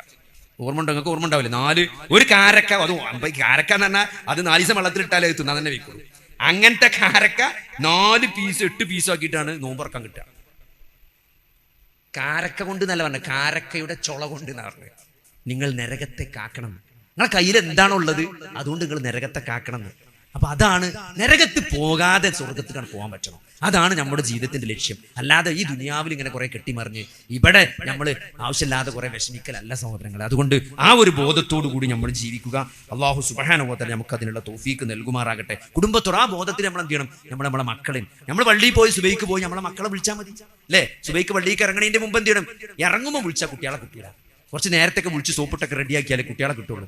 അപ്പോൾ അതിനനുസരിച്ച് നമ്മൾ ചിലപ്പോൾ തലേന്ന് തന്നെ പണിയെടുക്കേണ്ടി വരും. തലേന്ന് തന്നെ എടാജിൻ്റെ നാളെ സുബൈക്ക് വരണട്ടോ എന്നൊക്കെ പറഞ്ഞ് ഓനൊക്കെ സെറ്റാക്കി ഉറക്കിയാലേ നമുക്ക് എന്ത് ചെയ്യാൻ പറ്റുള്ളൂ? രാവിലെ വിളിച്ച് അന്നത്തെ കാലത്ത് കുട്ടികൾ പോരുള്ളൂ. അപ്പോൾ അയമാരത്തെ കുട്ടികളല്ല ഇപ്പോൾ അപ്പൊ അതുകൊണ്ട് നമ്മൾ എന്ത് ചെയ്യണം, ആ കാര്യത്തിലൊക്കെ നമ്മൾ നല്ലോണം ശ്രദ്ധിക്കുക. നമ്മളെ ഒന്ന് കൂടെ കൂട്ടേണ്ടവരൊക്കെ ഒന്ന് കൂടെ കൂട്ടി സ്വർഗത്തിലേക്ക് പോകാനുള്ള ഒരു ശ്രമം നമ്മൾ എന്ത് ചെയ്യണം, ആത്മാർത്ഥമായിട്ട് മനസ്സറിഞ്ഞുകൊണ്ട് നമ്മൾ എന്ത് ചെയ്യണം, നടത്തണം. നമ്മൾ അള്ളാഹുവിനോട് നല്ല ആ വിഷയത്തിൽ എന്ത് ചെയ്യണം, പ്രാർത്ഥിക്കണം. ഒരിക്കലും പഠിച്ചോ എന്ത് ചെയ്യില്ല, പ്രാർത്ഥന ഒരിക്കലും പഠിച്ചോ എന്ത് ചെയ്യില്ല, തട്ടിക്കളയുന്നുണ്ടെങ്കിൽ നമ്മൾ ശ്രദ്ധിക്കേണ്ടത് എന്താ വെച്ചാൽ, നമ്മൾ ഹറാമ് തിന്നുണ്ടോ നോക്കണം. ഹറാമ് തിന്നുണ്ടെങ്കിൽ നമ്മളെ പ്രാർത്ഥന എന്ത് ചെയ്യൂല, പഠിച്ചോ സ്വീകരിക്കൂല. പലിശ തിന്നാൻ പാടില്ല, മറ്റുള്ളവരത് കട്ടെടുത്ത് തിന്നാൻ പാടില്ല. അങ്ങനെ ഹറാമ് സമ്പാദ്യം പള്ളിക്ക് കയറുന്നുണ്ടോ എന്ന് നമ്മൾ നല്ലോണം നോക്കണം. നമ്മളെ പ്രാർത്ഥന സ്വീകരിക്കാത്തൊരു പ്രശ്നം അതുകൊണ്ട് വരും. അതുകൊണ്ട് അതില്ലെങ്കിൽ നിങ്ങൾ ഒരിക്കലും നിങ്ങളെ പ്രാർത്ഥന എന്താവൂല, വേസ്റ്റ് ആവൂല. അള്ളാഹുമായിട്ടുള്ള ഏറ്റവും സ്ട്രോങ് ആയിട്ടുള്ള കണക്ഷനാണ് പ്രാർത്ഥന, ഇബാദത്താണ് പ്രാർത്ഥന.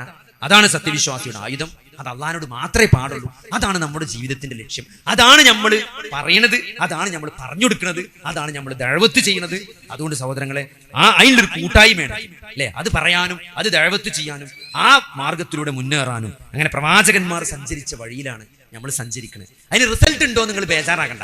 എത്ര ആൾക്കാർ നമ്മൾ പറഞ്ഞിട്ട് കേട്ടു നിങ്ങൾ സങ്കടപ്പെടണ്ട. ചില ആൾക്കാർ ഓൻ പറഞ്ഞിട്ട് അവന്റെ മകനെയും കൂടി ഓൻ്റെ ഒപ്പം നിർത്താൻ പറ്റിയിട്ടില്ല എന്ന് പറയും. അതൊന്നും നിങ്ങൾ അങ്ങനെ പറഞ്ഞ് കേട്ടു നിങ്ങൾ ബേജാറാകണ്ട. മക്കളില്ല വിചാരിച്ചു കണ്ട് നൂനബിന്റെ മകൻ നൂനബിന്റെ കപ്പലിൽ കയറിയിട്ടില്ല, ലൂത്ത് പെണ്ണുങ്ങൾ ലൂത്ത് നബിന്റെ കപ്പലിൽ കയറിയിട്ടില്ല. അതുകൊണ്ട് നൂഹ് നബിക്ക് കുറച്ച് ആൾക്കാരെ എന്ത് ചെയ്തിട്ടുള്ളൂ, 950 കൊല്ലം വയറിഞ്ഞിട്ടും കുറച്ച് ആൾക്കാരെ കിട്ടിയിട്ടുള്ളൂ. റിസൾട്ടിനെ പറ്റി നിങ്ങൾ എന്ത് ചെയ്യണ്ട, ബേജാറാകണ്ട. നിങ്ങൾ മെനക്കെട്ടുകണോ, നിങ്ങൾ ആ കർത്തവ്യം ചെയ്തുകണോ, പറയേണ്ടിടത്ത് നിങ്ങൾ പറഞ്ഞിട്ടുണ്ടോ എന്ന് മാത്രം നിങ്ങൾ നോക്കിയാൽ മതി. ചെയ്യേണ്ടത് നിങ്ങൾ ചെയ്തുകണോ, പറയേണ്ടത് നിങ്ങൾ പറഞ്ഞുകണോ, ആ നിലപാട് നിങ്ങൾ ജീവിതത്തിൽ സ്വീകരിച്ചിട്ടുണ്ടോ മാത്രം നോക്കിയാൽ മതി. അതിനെന്ത് മാറ്റം ഉണ്ടായി എന്ന് നമ്മളല്ല നോക്കേണ്ടത്, അത് പടച്ചോനാണ് നോക്കേണ്ടത്. അത് പടച്ചോൻ നോക്കിക്കോളും. അതിനെപ്പറ്റി വല്ലാതെ നിങ്ങൾ ബേജാറാകണ്ട.